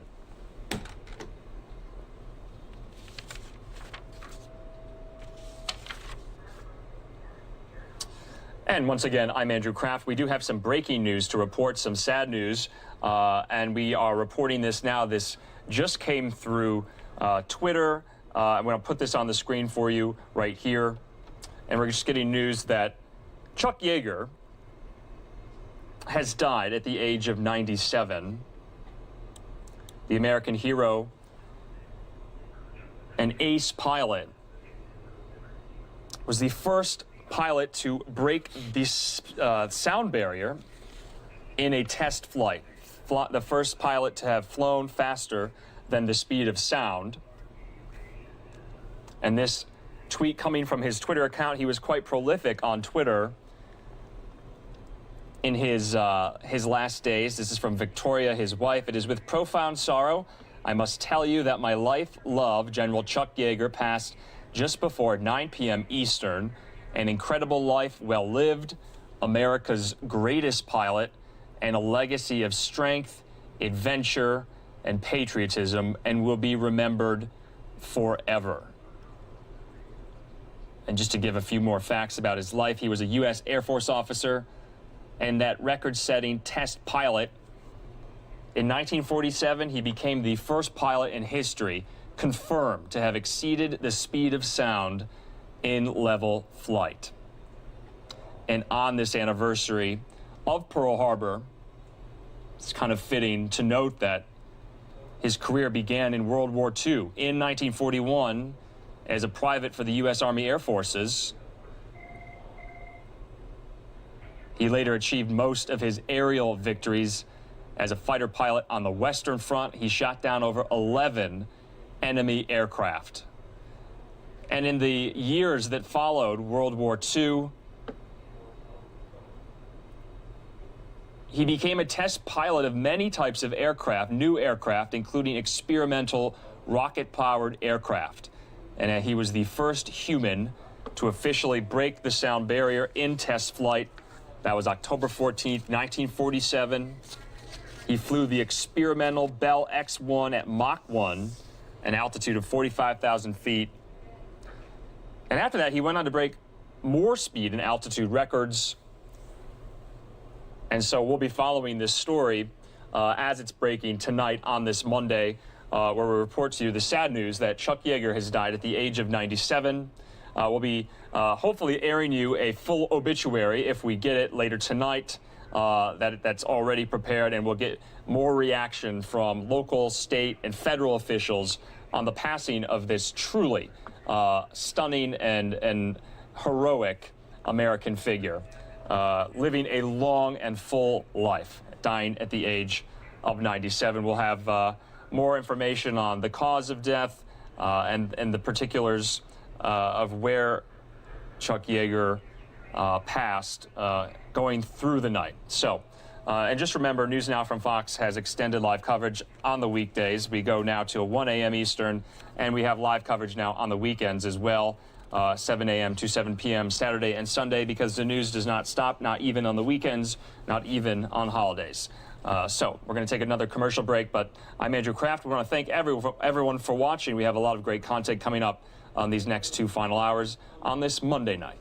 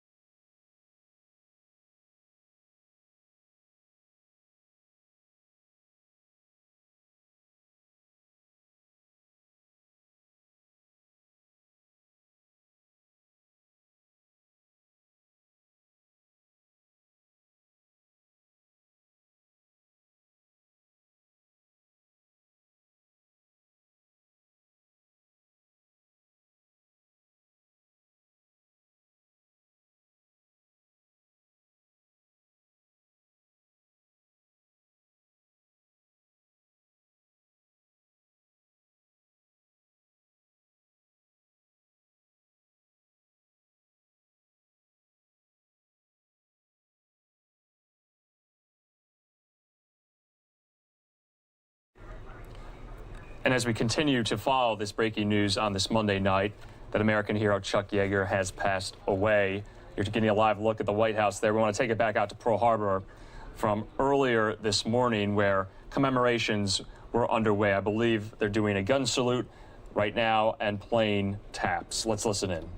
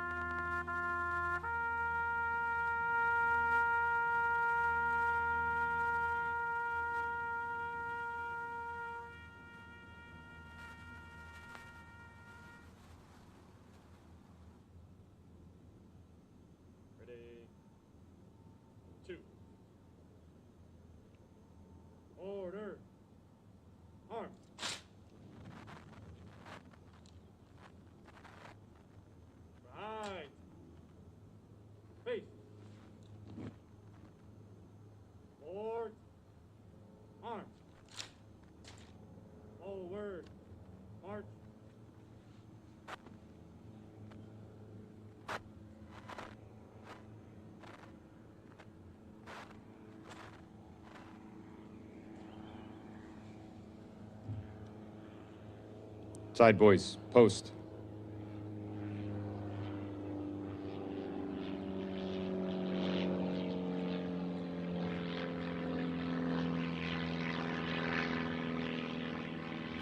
Before we conclude the ceremony, we would like to once again recognize all Pearl Harbor survivors, World War II veterans, and those who lived through the attack on December 7th, 1941. On that day, and in the years that followed, you superbly executed your duties at your posts and weathered the storm of war. It is because of you and others like you that we enjoy freedom and liberty in this great country. A grateful nation salutes you today. Hand. Salute.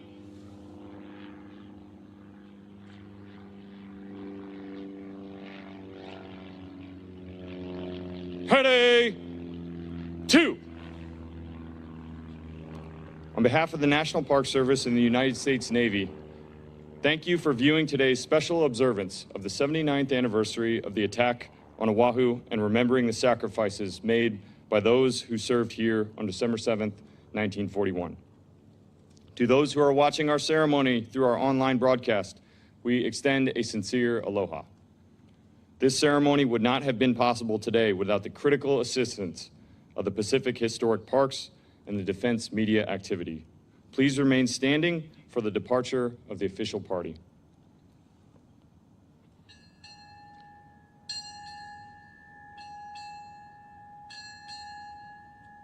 United States Pacific Fleet departing.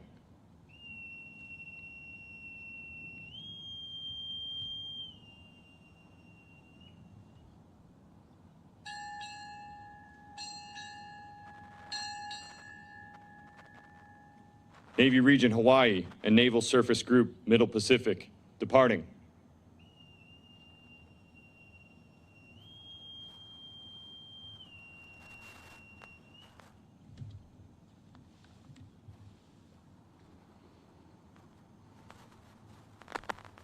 Mr. Scott Birch, Superintendent, Pearl Harbor National Memorial, National Park Service, departing.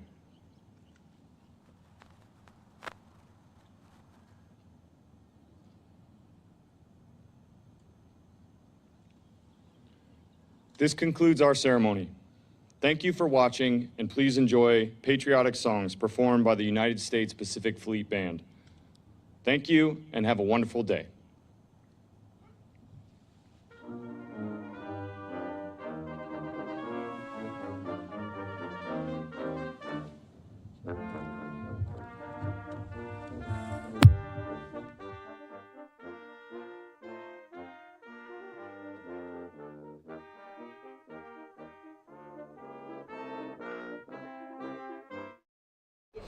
All right, so that event has now ended, but we wanted to play it out for you in its entirety for those, history buffs who are watching, the people watching who love America and want to commemorate this event, this historic event from today, the Pearl Harbor anniversary, 79 years since the attack by the Japanese there on America. FDR said in his joint statement to Congress, a day which will live in infamy, ushering the United States into World War II for the preceding 4 years before victory in Europe and over Japan. So, I'm Andrew Kraft. We want to thank everyone for watching News Now from Fox.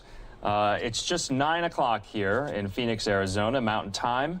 Only 2 more hours left of live programming. Remember, we have extended live programming tonight and every weekday till 1 a.m. Eastern.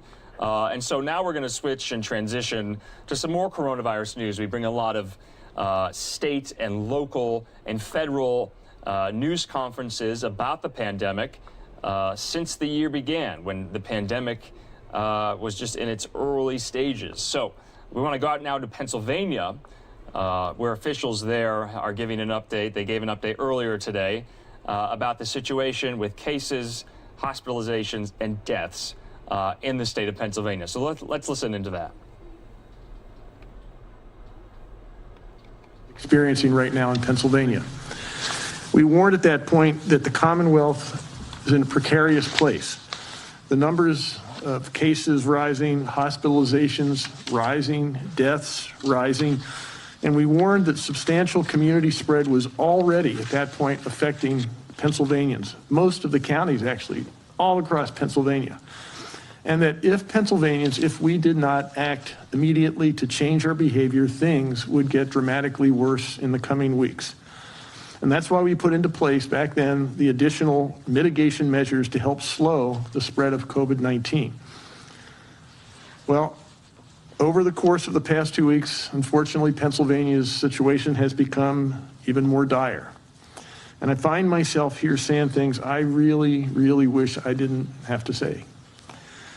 If we don't slow the spread of this dangerous virus now, if we don't do this, the reality is that COVID-19 will overwhelm our hospitals, will overwhelm our healthcare systems.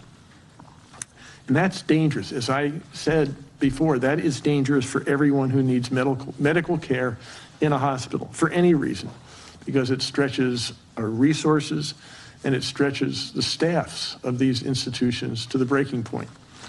And that's dangerous for everyone who needs medical care, whether you're in the hospital for COVID-19 or for any other reason. Staff who have already experienced the daily exhaustion of caring for critically ill patients while also worrying about their own health care and the health of their families.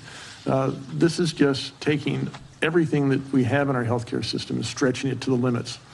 Several counties in the northern part of the state have reported already that they have very few ICU beds, intensive care unit beds, that remain open.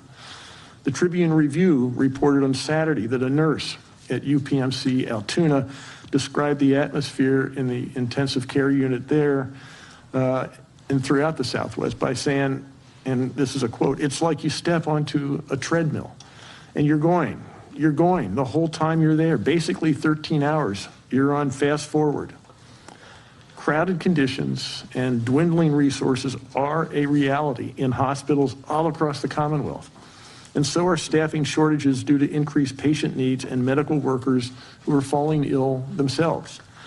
Dr. Levine announced last week that several hospitals in the Southwest and the South Central region of the state anticipated staffing shortages that could occur within this week. An emergency physician in Philadelphia recently wrote for the Inquirer about the fact that this pandemic has put a strain on both the physical and emotional well-being of doctors, nurses, and hospital staff. And doctors and nurses who treat COVID patients are also at increased risk of contracting the virus itself. The International Council of Nurses recently announced the sad news that more nurses have died from COVID-19 than died during World War I. As cases and hospitalizations continue to rise, the strain on hospital resources and hospital staff increases exponentially, as does the risk of overburdening and overwhelming the people and institutions on the front line in this fight against the pandemic.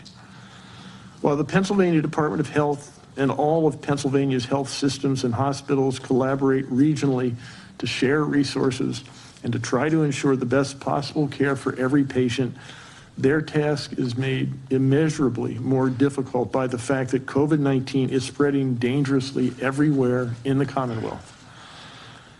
When every region in the state, when every health system, every hospital, when they all need the same resources, the same number of staff, the same life-saving machines, medications, there's really nothing left to share when things get worse.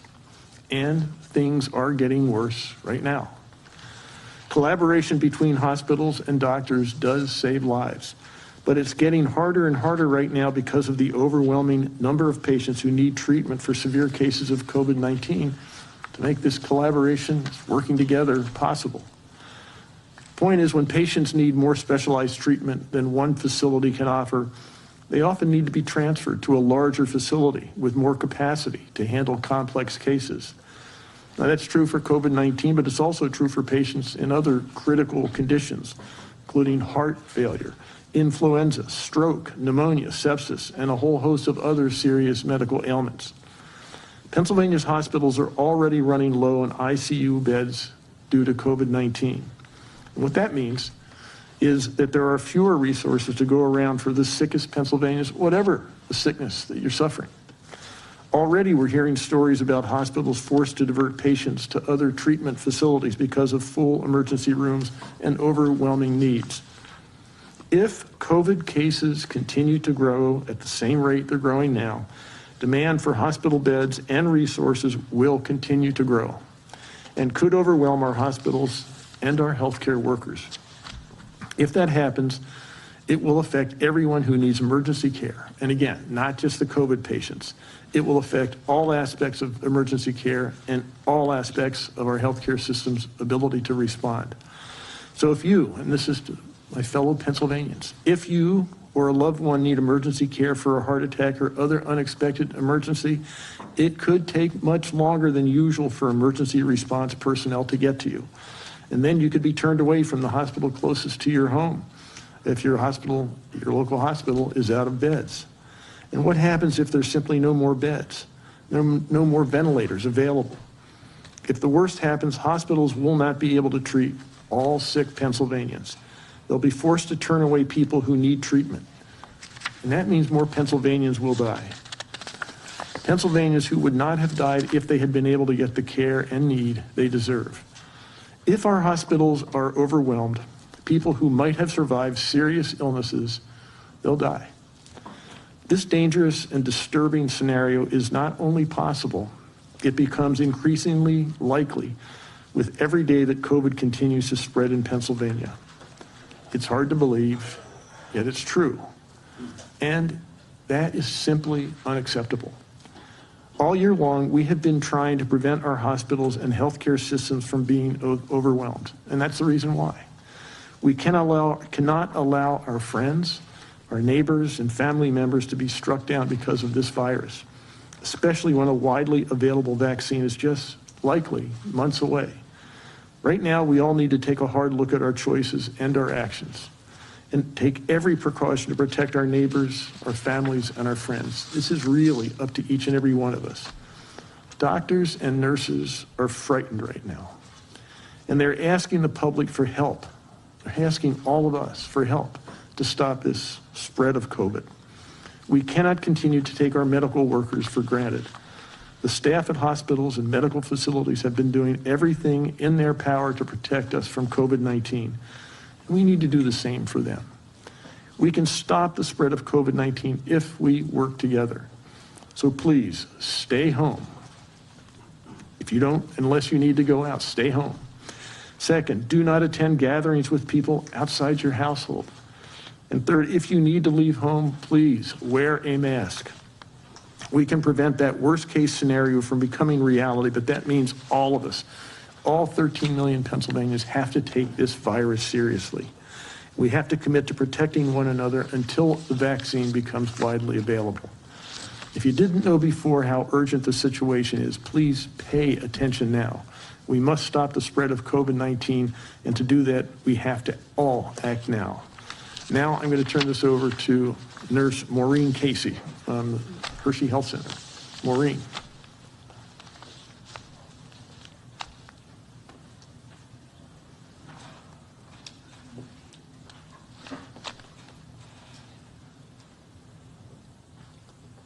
Apologies. Thank you, Governor Wolf.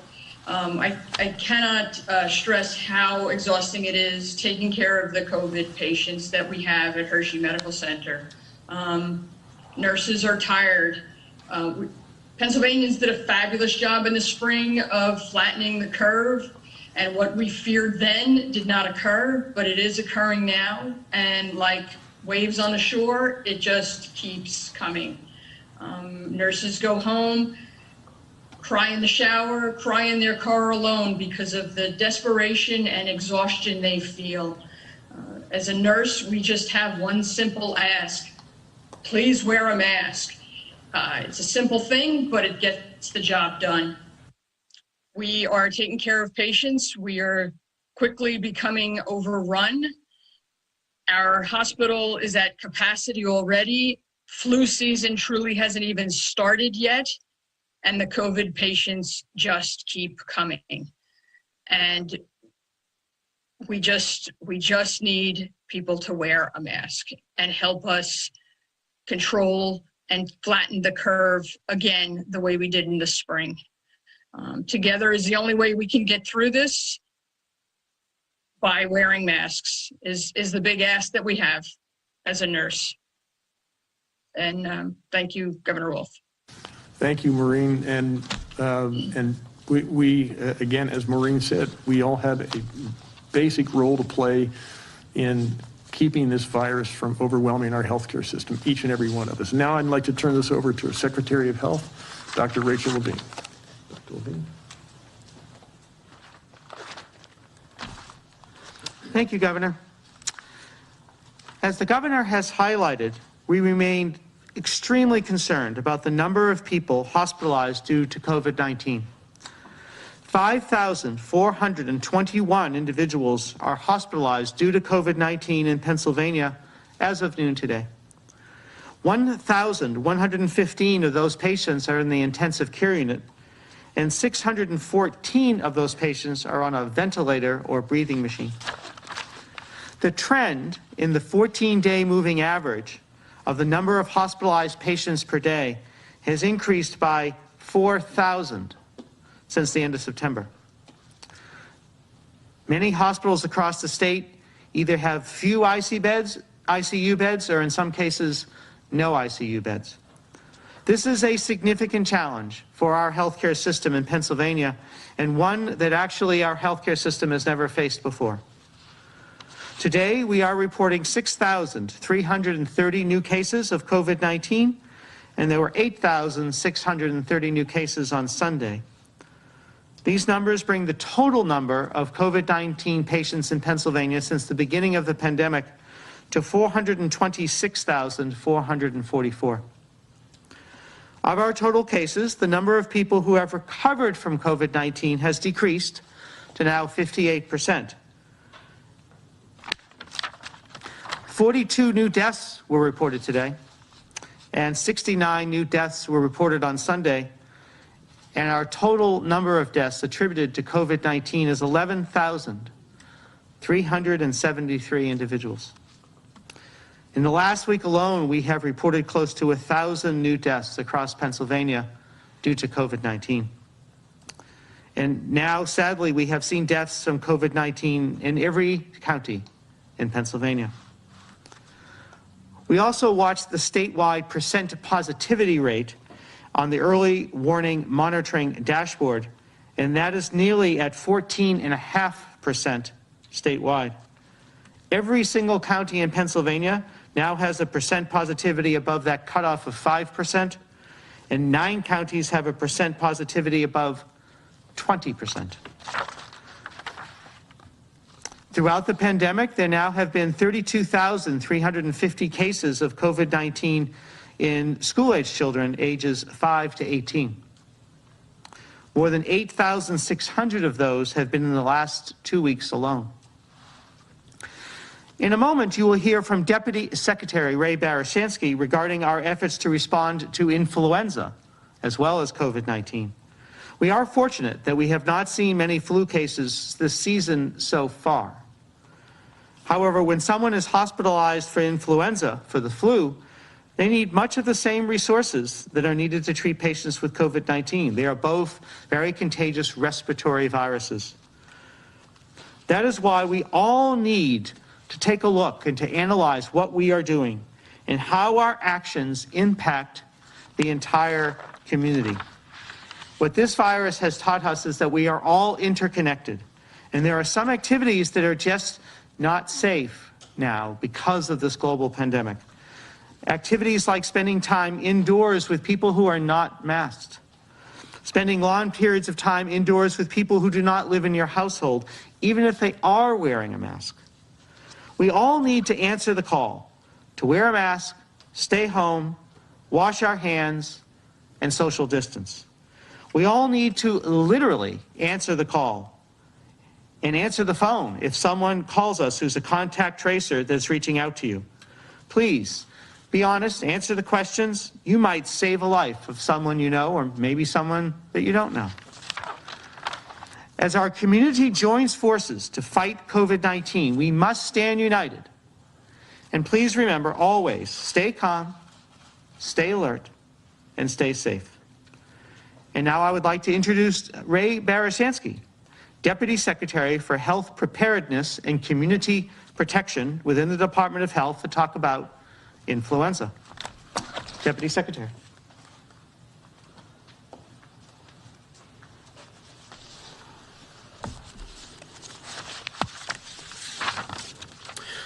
Thank you for that introduction, Secretary Levine. As Dr. Levine just said, we have a thorough update now of our substantial COVID-19 data increases. COVID-19 cases are at an all-time high, and we cannot afford to have a flu epidemic in Pennsylvania in the middle of this global pandemic. The best way we can protect each other is by working together. The 2020-2021 flu season is underway across Pennsylvania and across the United States. At this time, flu activity is low across the Commonwealth. Influenza A and B have both been identified as strains of the virus circulating in Pennsylvania through laboratory testing. As of Tuesday, November 28th, there have been 480 laboratory-confirmed flu cases and 1 flu-associated death statewide. To date, the department has not reported county case counts for flu. If cases increase to a level that protects patient privacy, then county-level data will be updated on the website.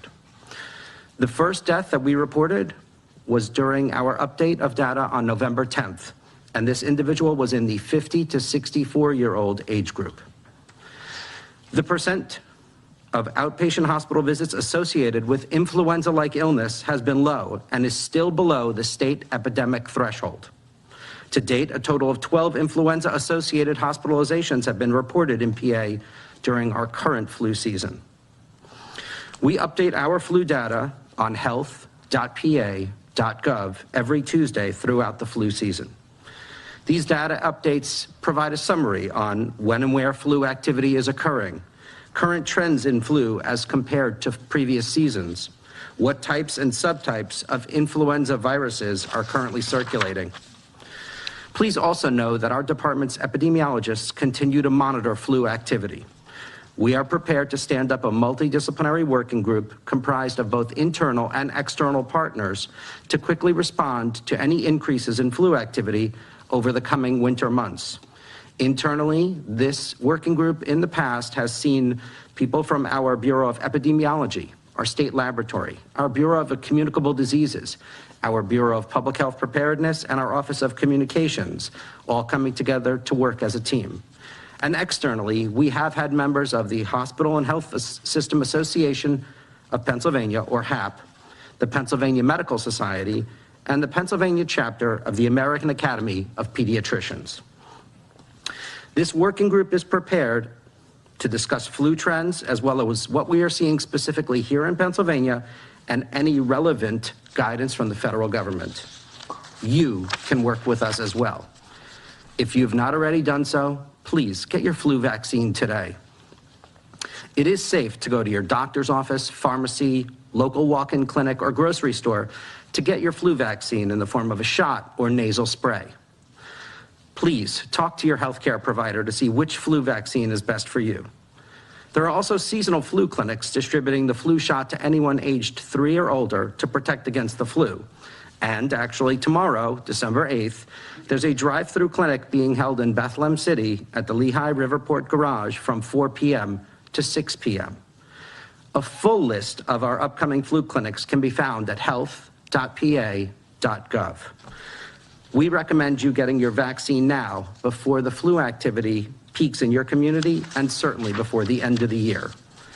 If you have already gotten your flu vaccine this year, thank you for helping Pennsylvanians stay protected together. Remember, getting a flu vaccine will not only just help keep you from getting severely ill, but it'll also protect your family, friends, healthcare providers, and others who are already strained and exhausted from caring from our record numbers of COVID-19 patients.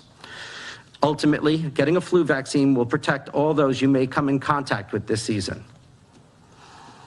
Additional ways to work with us include following mitigation orders and guidance from Secretary Levine and Governor Wolf.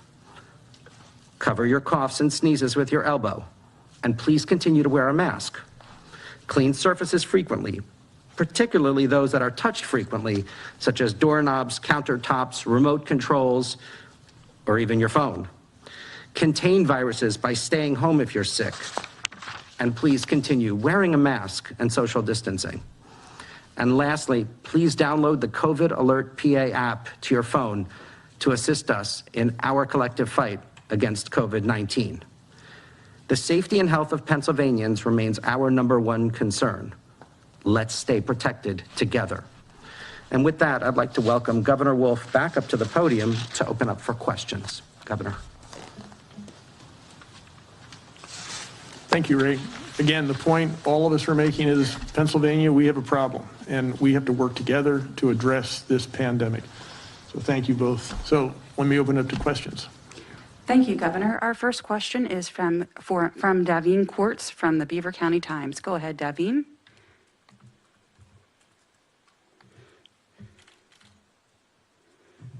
All right, can you hear me now? Hello? Hello. Okay, thank you so much. My first question is for you, Governor.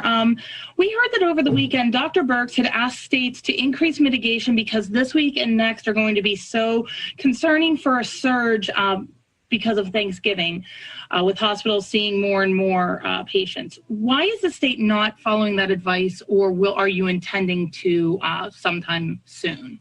Well, two things. First of all, a week and a half ago, we actually did step up our mitigation efforts. But this is something we look at every day. And over the weekend, the numbers really did rise alarmingly. Whatever we end up doing, and we'll make decisions soon, but whatever we do, all 13 million Pennsylvanians, we all have a shared responsibility to make this work. And whatever the state does or whatever municipality does pales in comparison with what each of us can do by simply wearing a mask, practicing social distancing, and making sure that we are not gathering together with other people when we don't have to. So these are the kinds of things that I think were important a week and a half, 2 weeks ago. And they continue to be important now. As the numbers show, those things have not worked. We are continuing to look at the numbers, and if we have to do more, we will. And I guess this may be better for Dr. Levine. I had some questions. I had a follow-up about the elective procedure dashboard. Yes, please proceed. So last week when we first saw this, we saw that the Keystone and the Southwest HCCs were seeing some concerns with staffing, and it looks like that's getting better now. Has there been additional staffing brought in? What are we seeing that are, while we're seeing so many cases and hospitalizations going up, that's causing some of these numbers to stabilize now? So that's the important thing about the dashboard, is that it's supposed to trigger a response by the hospitals on a regional basis. And they can get more staff, they can share staff, and so they can adapt to the number of patients that are increasing. So you're correct. Last week they had both triggered that metric, and this week that metric is better. But we do get, reports from the hospitals on a much more granular basis, on a much more detailed basis about all the different activities they have to do to take care of patients, in terms of having patients potentially in the hallway, about patients that have to wait in the emergency department. And we get those every day. And so we can see on that report that the hospitals are strained, but they are coping. They're doing what we asked them to do, is that they are coping themselves, and they're collaborating on a regional basis to make sure that they can take care of the COVID-19 patients and the other patients. The concern is that as numbers go up, as the governor has been discussing, that it could be overwhelmed anyway, and the dashboard is a way for us to monitor that. Next up is Caitlin Sykes from WTAE. Go ahead, Caitlin. Hi, I also had a question about possible mitigation efforts in the state. As the cases continue to rise and hospitalizations increase, is there any talk or consideration of putting more restrictions on restaurants or any kind of business as the holiday shopping season is here, or even possibly a shutdown in the state? So as I said just a minute ago, we are looking at all kinds of things. The hope was that what we did a week and a half, 2 weeks ago, was going to work, and that the numbers would not rise to the alarming levels they've risen to. And so we are looking at all sorts of issues right now, and very shortly we'll come back with more recommendations. Thank you. Next up is Tyler Pratt from WLVR. Tyler, give me 1 second to unmute you and go ahead. Good afternoon. My question is for Health Secretary Levine.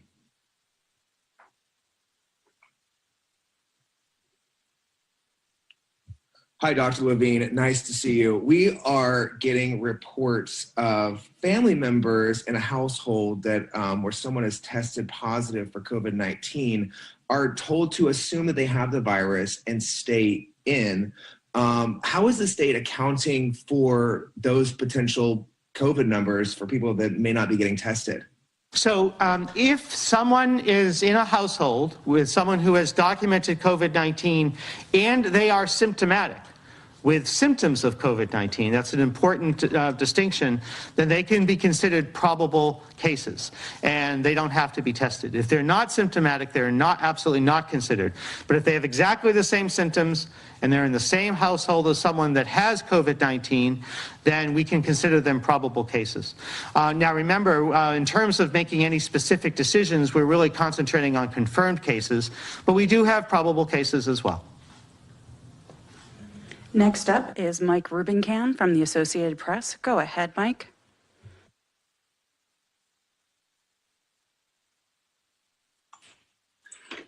Hi, this question is for the governor. Governor, you painted a very dire picture of what Pennsylvania's healthcare system is already facing and what it might be about to face.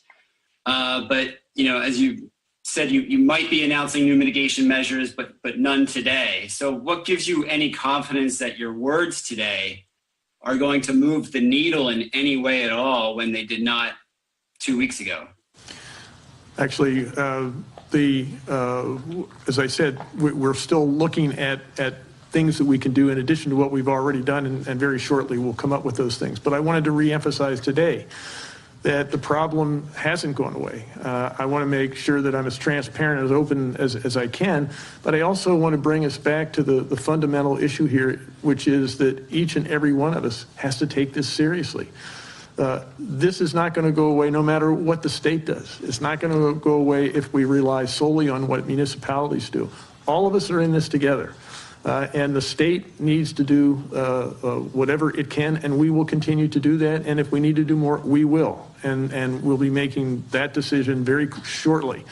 Municipalities, some have already announced, some are also considering further measures. But whatever all of us do, municipalities, state, counties, whatever any of us do, it still comes back down to each and every one of the 13 million Pennsylvanians taking this seriously and taking every measure they can, every step they can to keep us all safe. Next up is Bill O'Boyle from the Wilkes-Barre Times Leader. Go ahead, Bill.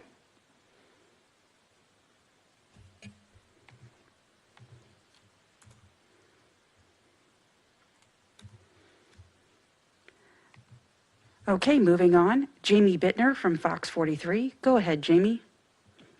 Hi, I have a twofold question for you, and I'm not sure if it's the governor or the health secretary who might be better to answer this. But number one, I know that you said the hospitals are running low on ICU beds. Can you give us an update on ventilators and other PPE? And also number two, can you give us a little bit of an update on exactly what the data is showing as far as where people are contracting this, and if it's happening on holiday gatherings or more businesses or gyms, sorts of businesses like that? We turn that over to Dr. Levine. Well, thank you for those questions. In terms of ventilators, the state does have a very good supply of ventilators. Our hospitals and health systems have about 4,000 or more ventilators, and then we have 1,000 or more ventilators in storage, and some other types of breathing machines called BiPAP machines that we actually purchased in the spring. So we, between their stores and our stores, we're really quite comfortable in terms of ventilator support. We are also quite comfortable at this time in terms of personal protective equipment. Hospitals and health systems have their own stores. Long-term care facilities have their stores, and we have quite robust stores in the government for Pennsylvania, as the governor has alluded to before. But it's not infinite, and if the number of hospitalizations went up high enough and lasted long enough, then there could be challenges. But right now we're okay. And your second question again, please?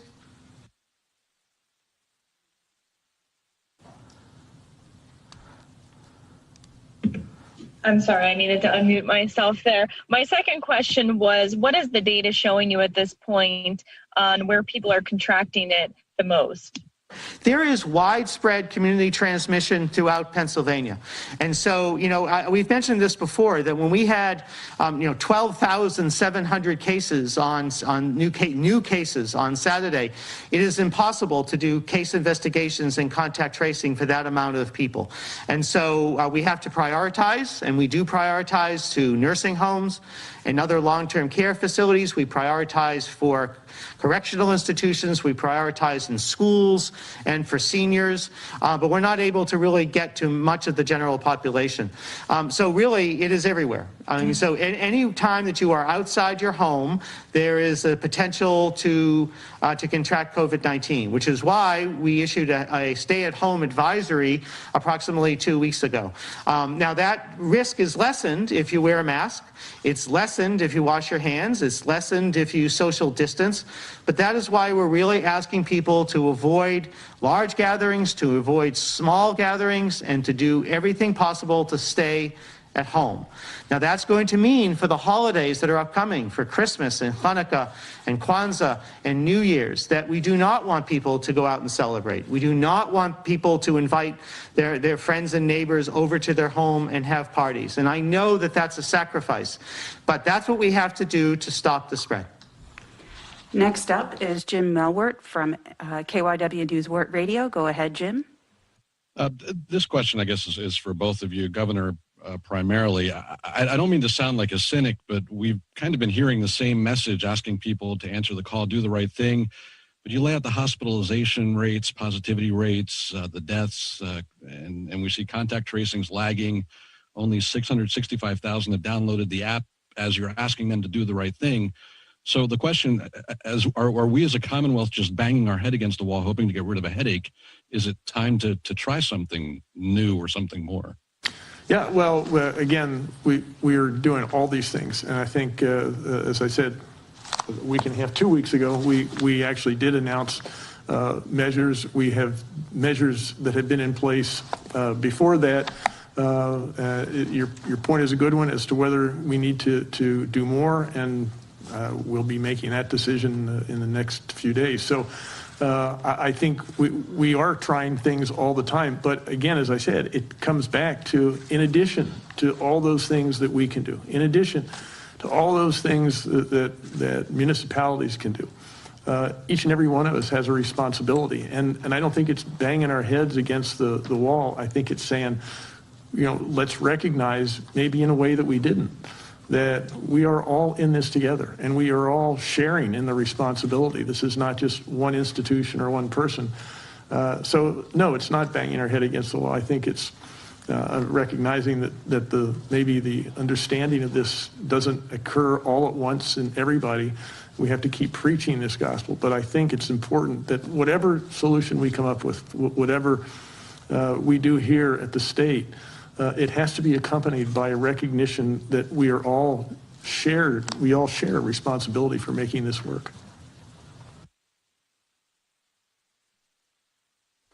Next up is Flora Pastorera from Penn Watch. Go ahead, Flora. Hi, Governor. This question is for you. Restaurants and the whole hospitality industry has already been struggling, and here we are in the holiday season, and they're missing out on a great deal of revenue with parties. Companies and businesses aren't able to have their holiday parties. Is there anything that you can do, or will you do on a statewide level to support these restaurants and the hospitality industry? Are there any resources available to help them survive, since we're seeing so many of them closing? Yeah, well, Flora, that's a really important point. As you know, back in, I think, August, back in the summer, I was already urging the General Assembly to use some of the unutilized CARES Act money that now no longer exists to actually target these businesses. The point you make is a good one. This virus really does discriminate. It hits restaurants and the hospitality industry and other businesses who cater to folks who gather together for whatever reason. It is hardest on them. And it's not the fault of the owners of these businesses. It's not their fault that the virus actually likes the environment that these businesses create. But that does create financial issues, and I think we do to the extent we can. I would like to find other means to help and support financially the businesses that have been hit so hard by this virus. And there's no question, as you point out, they have been hit hard, and as we move into the holiday season, that really hard hit is going to be even harder. The issue I think we all have to think about is that's the reality. The virus is out there, whether we like it or not, and who does like this? We all hate it. We're all frustrated by it and fatigued by it, but this is the way the virus is. And we need to recognize that the places where that virus can do its worst damage, we've got to figure out a way to shut those places down, to keep them from actually allowing that virus to do what it's doing. At the same time, we've got to recognize the financial burden this places on businesses and individuals who have to face this. So your question is a good one, and I am already working on trying to find alternative ways to find financial support, and I will continue to do that.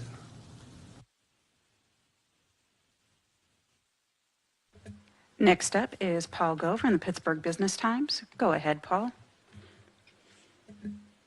Governor and Secretary Levine, thank you for the time.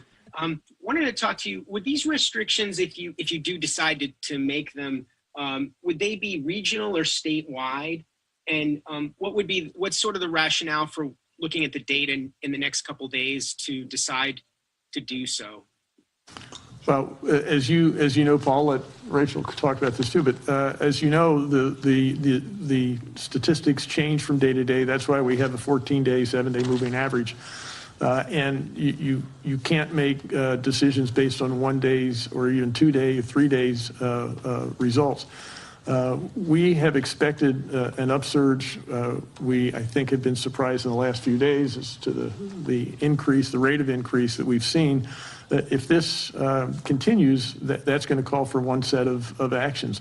If the data changes, in the next couple of days, we might have a different set of decisions to make. But I'm concerned, and I think all Pennsylvanians should be concerned about what this means for the healthcare system. Again, I keep saying this, we're in a different situation now than we were back in the spring. Our hospitals and healthcare systems are in a much better place in terms of having an understanding of the disease. They have equipment, they have some stockpiles they didn't have before. I think they're doing a better job of collaborating with each other. But there's no question that they are in dire need of some assistance from Pennsylvanians, from all of us. And if we can't change the curve fairly quickly, then our healthcare system is going to be overwhelmed, and that's going to be bad for everybody. Secretary Levine. Well, thank you, Governor. I would agree completely. I mean, the numbers that we were seeing at the end of last week were quite significantly increased. We were seeing at first 10,000 and then 11,000 new cases a day, and then by Saturday, almost 13,000 new cases a day. Now Sunday, Monday are always our lower days, so we're going to see what happens over the next number of days. I mean, I think that this is due to two things. One is that the Midwest Midwest and the Mountain West had seen great increases. That has spread east and west, and so really where we're seeing increases now are Michigan, Ohio, and unfortunately Pennsylvania, Kentucky, Tennessee, etc. In addition, it's been just about 10 days since Thanksgiving. And it looks like people certainly did travel over Thanksgiving, and that there were probably more receptions and parties and dinners than we had recommended. And so we're seeing those increases. So, we always see a decrease on Sunday, Monday, just because of the weekend. We're going to see what the numbers are going forward this week. One follow-up, and thank you both for that, is given, in terms of the environment, as it were, and then the district court ruling that's in the Court of Appeals from here in Pittsburgh. Does any of that have any bearing on the decisions that you make? No. I think that we will make decisions based upon the needs of public health in Pennsylvania. And I think that certainly the law is on our side. Next up is Bill Kibler from Altoona Mirror. Go ahead, Bill.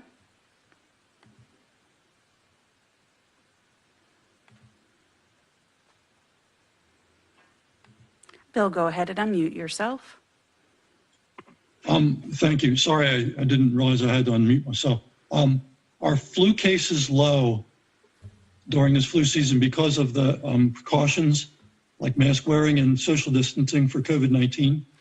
Well, so this is really the beginning of the flu season. So flu season starts in maybe October, but primarily November into December. And then we see our peak in January and February, and then gradually it goes down in the spring. So we have not nearly seen our peak of influenza.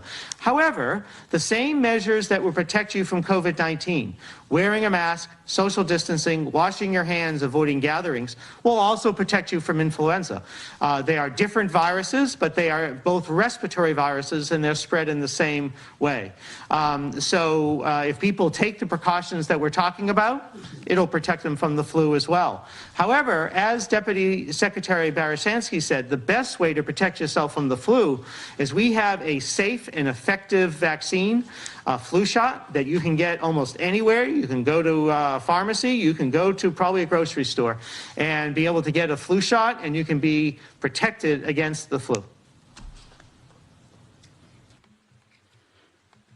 Our last question is from Sam Rulin from the York Daily Record. Sam, go ahead and unmute yourself. Hello. My question is, and this might be for Governor Wolf and Dr. Levine, is just as Governor Wolf said today how the situation is much dire than 2 weeks ago. I know, Dr. Levine, you've been saying how there are no plans to go back to this red, yellow, green kind of way of closing and opening things down. But as we see other states kind of implementing, lockdowns, and since we are saying that it is more dire now, is there any kind of reconsiderations for that? And what are kind of those benchmarks maybe where it would reach a point? Like, what would be the benchmark to have to go back to that sort of thing? Is there such that exist? Well, let me answer that, and I'll turn it over to Dr. Levine. What I've been saying all along is we are doing everything in our power to avoid going back to where we were in March and April. I think the red, yellow, green was a blunt instrument, and it was something we had to do back then because we needed to buy time to make sure that the healthcare system is not overwhelmed. There was no vaccine on the horizon at that point. We didn't know much at all about COVID-19. We didn't know what we needed to do to treat it, and we really were not even clear on things as fundamental as masking at that point. We know a lot more about the disease, and the virus or the vaccine is on the horizon. So the time is different right now, and the blunt instruments that we had to use to buy time back in March and April, we don't need anymore. we can be much more targeted. So I don't see the red, yellow, green as even being appropriate at this point. What other states are doing are targeted and focused mitigation efforts that are very decisive. We've done some of those things, and if we have to do more again, we'll be considering those things over the coming days. But right now, I think we have in place the key things we need to do. We'll be continuing to look at this, and in the next few days have something to share with you. Dr. Levine. Thank you, Governor. I don't have that much more to add except to contrast with the spring. We at our highest, we had approximately 2,000 cases, just under 2,000 cases a day. And on Saturday, we had 12,700 new cases a day. So and this is the fall resurgence and now going into winter that we had discussed. And a lot of this is due to the change in the weather. As you've noticed, the weather is getting colder and darker and people are more inside. And that always spreads respiratory viruses more completely. Thank you. Thank you, Secretary, Governor, and Deputy Secretary Barashansky. A recording of this press conference will be available on pacast.com. Thank you very much.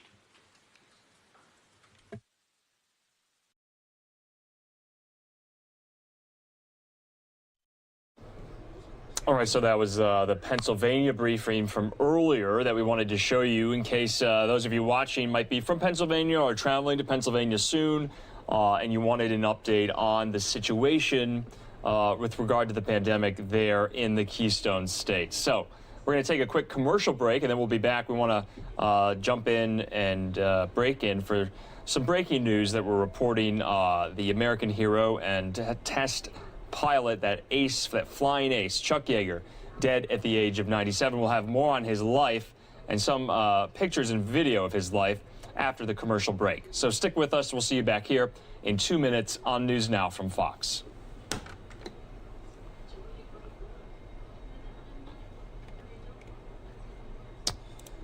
And for those of you joining us, we're reporting right now that Chuck Yeager, the flying ace, American hero, Brigadier General, is dead at the age of 97. We have some file video we want to show you right now.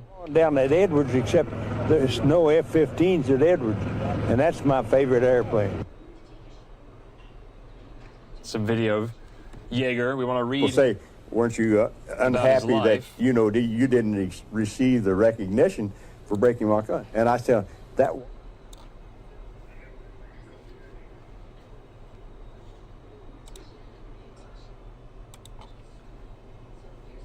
His death was announced in a heartfelt statement by his wife of 17 years, Victoria. And we showed you that tweet from earlier. Chuck Yeager was born in Appalachia in West Virginia. The great novelist Tom Wolfe included in his book, The Right Stuff. He said he had all the right stuff for an American hero. His career began in World War II as a private in the U.S. Army Air Forces. Today just so happens to be the 79th anniversary of the Pearl Harbor attack. And he began his career that same year, 1941. He served as an aircraft mechanic. He entered the pilot training. He later achieved most of his aerial victories as a fighter pilot on the Western Front. He shot down 11 enemy aircraft. But he will be most remembered in history books and American history textbooks as the American who became the first human to officially break the sound barrier, October 14th, 1947, flying the experimental Bell X-1 at Mach 1 at an altitude of 45,000 feet. And he went on to break several other speed and altitude records as well.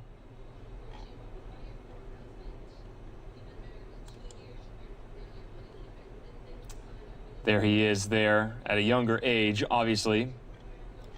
We want to bring up this tweet from his wife that we showed you earlier.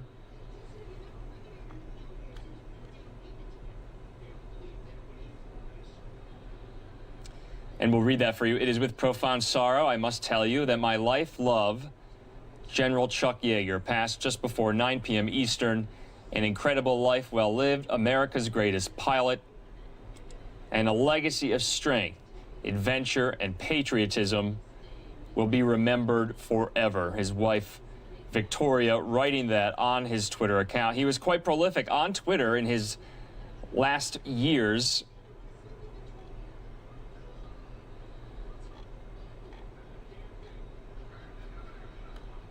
And we'll be following this story on NewsNOW from Fox. Getting reaction from dignitaries on social media who are learning this news tonight. He passed just before 9 p.m. Eastern, according to his wife in that tweet right there. I want to play that video again for you, just some scenes of Chuck Yeager, who is dead at the age of 97.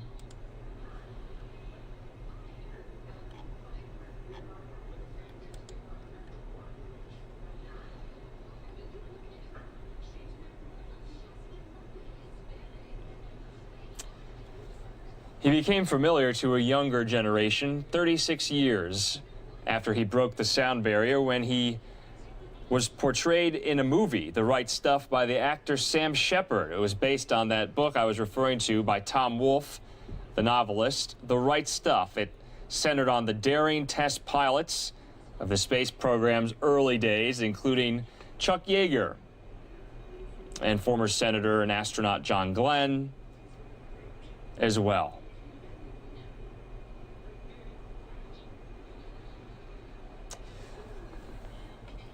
So we'll be following that story into the evening tonight and into tomorrow morning as well to see what kind of commemorations are pouring in, tributes pouring in, what kind of funeral Mr. Yeager will have. And we'll be carrying any live events surrounding that if we have access to them here on NewsNOW from Fox. So I want to thank everyone for watching. I have about an hour left of live coverage tonight on this Monday night. Hope the first start of your week is going well. Hope you had a great weekend. Remember, everything here is live, raw, and unfiltered with little commentary, no opinion or bias, just facts and clarity and context on NewsNOW from Fox. We have a Twitter account. Please give us a follow there. Our handle is @NewsNowFox. I'd love a follow, too, on my Twitter account. That's @AndrewCraft. And we have a website, newsnowfox.com, and there you can tell your friends and family. That's where they can find us. Where to watch us. Our streaming partners are listed on that website as well. Also on our Twitter account, we clip the highlights of the big stories of the day, so you can go there and find them as well. So we're going to take a quick commercial break, and then we're going to get into some of the great content our sister stations bring us and offer us throughout the day. Our Fox affiliates around the country are producing really important stories that we're fortunate to show you here on NewsNOW from Fox. So we'll see you back here in 2 minutes.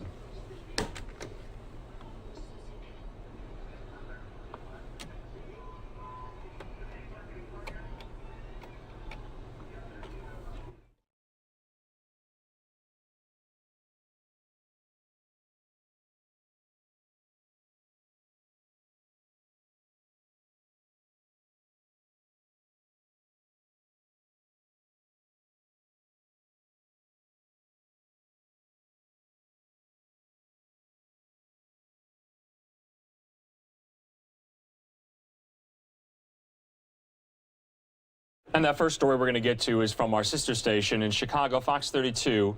And they did a segment kind of highlighting, you know, sometimes the holidays can be pretty hard for people. You know, people can go into depressive moods around the holidays if they can't be with their family or if they've just lost someone that they love recently. So sometimes the holidays can bring up a lot of negative emotions and stress and anxiety and sadness, frankly. And so Fox 32 in Chicago talked with an expert about how people can deal with that, especially in this really trying year that is 2020. So let's listen into that.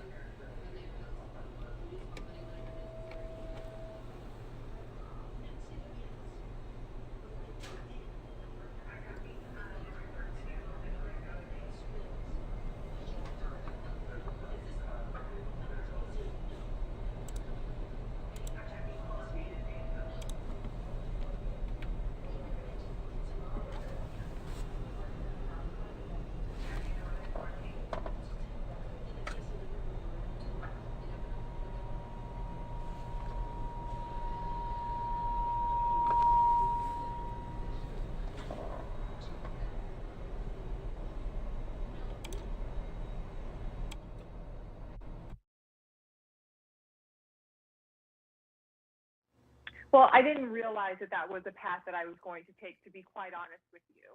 But I was so determined for my son to not be an unhealthy mom or to be a miserable mother. And so I realized that it wasn't going to be this audacious goal, but it was going to be one small step at a time. And it really started with me deciding that I was either going to give up or I was going to get up.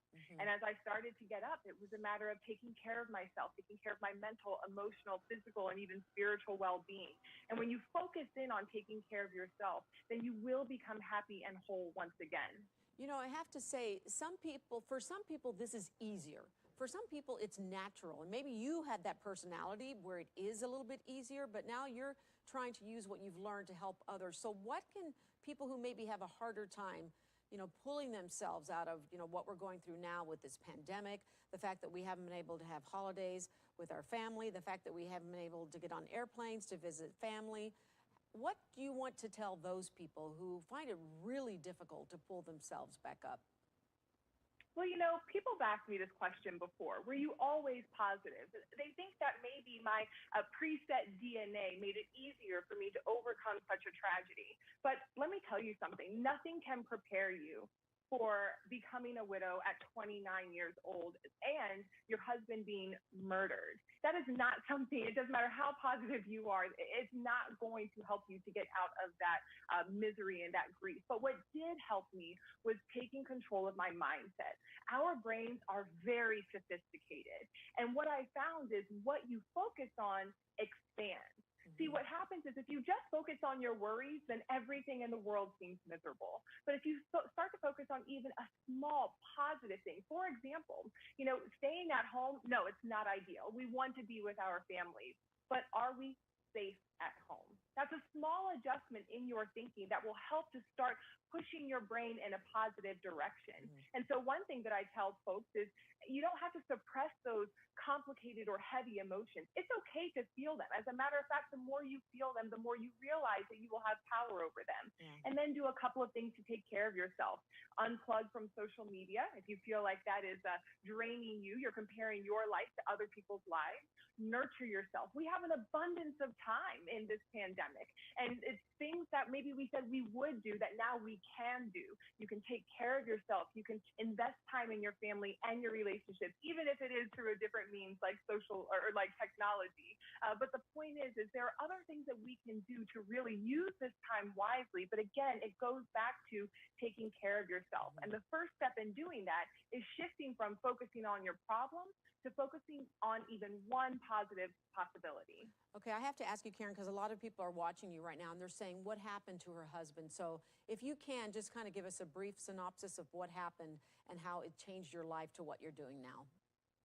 Absolutely. Well, 7 years ago, my husband was a CrossFit owner. He had just opened his box maybe 6 months prior. And I was a recruiter and I was doing interviews at home when I got a phone call from one of our members at the gym, and all I heard was panic and screaming and chaos. And finally, I was able to make out one word, and it was shot. And that's when I found out that someone had walked into our CrossFit while my husband was teaching a class and shot him. He died instantly. Our son, who was 2 years old at the time, was home with me, and that changed our world forever. You cannot imagine what that type of grief will do to you. And again, being someone who is, generally optimistic, I couldn't find the light. I was miserable. I was depressed for a very long time. I wanted to give up, but had it not been for my son, who was my North Star, I think I very well would have. But thankfully, I saw that I had an option, and I decided that the man who killed my husband would not kill two people that night. I was not going to give up. And so I became determined to find my way back to a whole heart. And it was little steps at a time, giving myself a lot of grace. And I'll tell you, I still have hard times that make it very unrealistic that my husband is not here. But I always face those emotions. I spend some time with them. I allow them to go their route. And then I decide to anchor myself to the good. And I really believe that when we do that, especially in the wake of losing someone, that is honoring to their life. Yeah. You know what? You just said something that's so important. You said your son was your North Star. And, you know, everybody's story is different, but we all have a North Star, don't we? And I want to say thank you so much for sharing your story and doing what you're doing. Karen's book is titled Now What? And you can find more information at KarenAllen.com. Macomb. Thanks so much for joining me this morning. Great to talk to you. Isolating during the pandemic, it has created some very troubling unintended consequences. Nowhere is that more true than in some of the retirement homes and elder care facilities where people's mothers and fathers and grandparents and siblings, they've been forced to spend their days and nights alone. And we are learning more about the toll it's taking on the elderly thanks to a new study from Oak Street Health. Joining us with details is Catherine Suberlak. She's the Vice President of Clinical Programs. Good morning to you. Good morning. It's good to be with you. Nice to have you with us. So your survey involved 1,000 adults. What have you learned about the impact that COVID has had on the quality of their lives? So in talking to these adults who are over age 65, we learned that more than half have changed or had their plans affected for the holidays because of COVID-19. And because of those change in plans, 1 in 4 of those adults are reporting feelings of isolation and loneliness and are quite worried about that. Well, there is light at the end of the tunnel because we know that there are vaccines on the way. Eventually, they'll get here, from Pfizer and Moderna, but they really can't come soon enough because of what everybody is dealing with right now. And a lot of the people that you've been speaking with, they tell you that they are getting more and more depressed with each passing day, right? Mm-hmm. It is. They have shared that, and it is concerning. I think that can be connected to individuals being separated from loved ones or family as they are trying to do the best for their health, to stay protected and to stay within their same household or within those that they have contact with.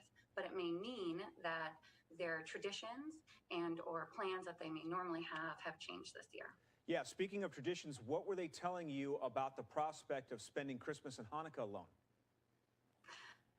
Some of it is worry. What is that going to look like? How are we going to handle that? And what does it mean for the things that I may normally do that bring me joy? And so a lot of what we talk about is how to maintain that joy through taking care of yourself and keeping those traditions alive. So finding ways to still do what may is old, but do it new and do it in ways that you can connect with those around you, maybe virtually or even within your immediate circle where you may not be increasing risk. Yeah, you mentioned virtually, and that's great, but a lot of the older folks, they don't really know how to do a lot of the connection stuff. Do you think we're going to see more elder care facilities really start to have somebody that can kind of work with these elderly folks and get them hooked up so that they can have these things, and all they have to do is just like with a remote control, they can just turn on the TV. They should be able to turn on their technology and be able to FaceTime with somebody. Mm-hmm.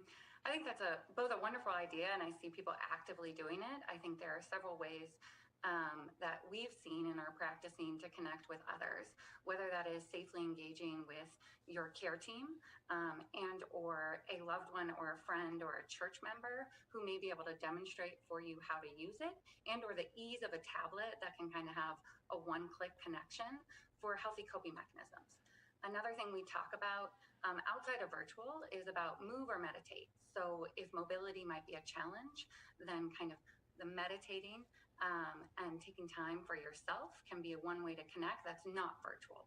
So a way that individuals may use technology but not abuse it and return to other options as a way to find that joy and to possibly be alone but not be lonely. Well, like Anita said, there is light at the end of the tunnel. Catherine Suberlak, VP of Clinical Programs at Oak Street Health. Thank you so much for joining us. Thanks. Have a great day. You too. Trust me when I say this, or just look at me when I say this. It's easy to make excuses to skip the gym. But for one Kenosha man, the gym, it's like a second home. The reason why, there's a hook, as you're going to hear. Fox 6's Aaron Maben shows us he has found a unique way to stay focused on overcoming all the obstacles in his way. 5 to 7 days a week. I like being in here. For Alex Dagas, nearly every day is about raising the bar. Kenosha's Atlas Gym is where he builds strength and finds peace. Like, I have a lot going on in my head. You either just push or pull. It's really simple. You don't have to think. You just do it. His workout routine is intense. Form-focused, sweat dripping. How it looks is how it feels. Made possible with a small but helpful tool. It's just a metal hook with Velcro on it that I put around my right hand. Born without a fully formed right hand, this hook helps him handle heavy weights and pull his body up with power. Since it pivots, gravity will always have it holding the bar as I need to so I can do most exercises now. Giving him freedom to enjoy a complete workout. It used to be I could only do legs. Yeah, he takes it seriously. Atlas gym owner Rhett Bobzine says Degas' drive inspires and lifts gym goers too. You see him? He doesn't look at his hands as a limitation. It's a motivation. So yeah, he pushes himself. The 22-year-old's motivating life began thousands of miles away from southeast Wisconsin. I've heard the place I come from is very, very, very bad. Born to young parents in Russia. They were teenagers and they had a substance abuse problem. And he says a problem with the lack of his right hand. They didn't want me basically, so they gave me to an orphanage. But an American family would soon see his heart. My adopted parents, or especially my dad, he's like the greatest human alive to me, so it's definitely a blessing to be here. Alex Degas lives through life's challenges, striving to gain strength and self-confidence. All of my issues have been self-imposed, really, is me not liking it. Everybody else has been pretty respectful. He's making peace while pushing through adversity and empowering others through exercise. I can see him and what he's doing. Yeah, there's no excuses for me. As long as it doesn't affect anyone else in a negative way, do absolutely what you want, period. In Kenosha, Aaron Mabin, Fox 6 News. How about that? Degas has used that hook for a few years now. When he is not at the gym, he has a passion for making music. A Valley teen is very impressive, receiving national attention this morning. He is 14 years old. His name is Dylan Capshaw, nominated for Kid of the Year by Time Magazine and Nickelodeon for his recent charity work in the Valley. And now he has launched a business, including a personal protective equipment vending machine just launched over the weekend at Scottsdale Quarter. So he joins us now. Good morning. How are you? Oh, yeah, look at you. All put together. I guess you're by your vending machine. Let's see what it is. Yes, I am. Good morning. So this is the sanitation station. It is the Scottsdale Quarter's first PPE vending machine. So you can see we have all PPE products in here and locally sourced food and drink options. All right, so how'd you come up with this idea and how'd you pull it off? Obviously, there's a lot of moving parts here, and you had to get the permission, I guess, from the mall. You had to put the machine together. You had to figure out what to get in here. Take me through the process. Yeah, so it's been a lengthy process, but I started For the Frontline, a nonprofit where I 3D printed and donated face masks and face shields back in April.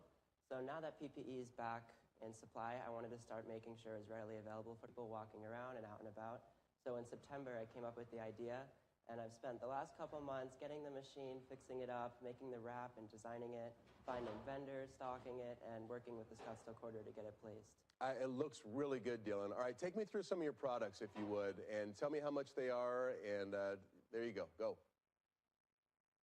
Okay, thank you. So at the top, we have all of our masks, KN95. We have stylish black and pink masks for the adults and blue masks for the kids. And those run for about $3 each, and those are a bag of 10. And then we have locally sourced dog treats made here in the Valley with some sanitation bags for the dogs. Some PPE kits with no-touch keys and gloves, Arizona Sun sunscreen. We have R bars, which are locally sourced, energy bars, tissues, hand sanitizer, all for a couple of dollars. And then down in our refrigerated part, we have Loro cactus water, which is really good, again, here in the Valley. Cheesy cakes, cheesecake in a jar, Purely Sedona, sparkling water and flat water, and some Arizona kombucha. Okay, so you had this up and running when? It just started this weekend? The grand opening for it was on Friday. Okay, how'd it do over the weekend? It did great. We've had about 30 sales over the weekend, so I am very happy. I check it every hour. I bet you do. Oh, are you all linked up? Is it all online and Wi-Fi and the whole thing? Yeah, you can access all the sales online, so it's my new hobby. Oh, good for you. All right, so take me through this Time Magazine Kid of the Year. That had to be a big surprise. Were you pretty excited about it? Yeah, I was very excited. When I first found out I was nominated, it was a shock, and when I found out I was a finalist, it was crazy. I just couldn't believe it. And the other 19 kids were so amazing that it was just an honor to be in that category. Well, Dylan, I tell you what, you are going above and beyond. I'm sure you have amazing parents who are helping you in this whole journey as well, so my hat's off to them and to you, and you are a guy to watch in the future. Where is your machine exactly in the Scottsdale Quarter so people can go check it out? So my machine is right next to Lululemon by the public bathroom. That's a good so spot. If you're right there by True Foods and Lululemon. Thank you. Yeah, right when you come out of the bathroom, We have toothbrushes in here too for you if you're on a date. There you go. Dylan, great talking with you. Master marketer. We're probably all going to end up working for Dylan someday. Thank you. All right, we'll see you, buddy. Have a good day. Tom Fergus out with Kettle Heroes this morning. Take us around. What do you have, Tom? Oh, look at you. You got a coat. Yeah, Troy, this is a cool place. Yeah, you know, I kind of wasn't sure if I should throw the collar up and be one of the cool doctors that comes in and tell you that you have to eat kettle corn today. I kind of like that. You have to eat kettle corn today. Yeah, and I also like the idea that as soon as they got here, they said, you know, we've got just the jacket for you. I'm Nacho. Yeah, oh, I like that. Nacho. All right, so you can start to hear it popping right now. This is Rudy Sinekin. He's one of the owners. You can hear this popping. Rudy, what do you got going here? We're making our mushroom popcorn right now. It's going to go into our caramel corn. As you see now, it's going to start pushing the top open, and then we're going to dump it here and spread it out. Do a little bit of salt on it and season it, and then it's ready to go. Rudy, you're a Madison, Wisconsin guy. Where do you get your corn from? The Midwest? Yeah, we actually bring it in from Nebraska. It's one of the best places for growing popcorn. How do you know when to tip it? Are you just listening to it? Yeah, we're listening for the sound when it stops. And we're going to drop it now. Look at that. And you can use a spoon and just kind of spread it out a little bit. Now, I will say, these look like really big kernels. What kind of kernels are we working with there? This is a mushroom kernel. It pops up nice and round so that it can coat for the other popcorn really easily.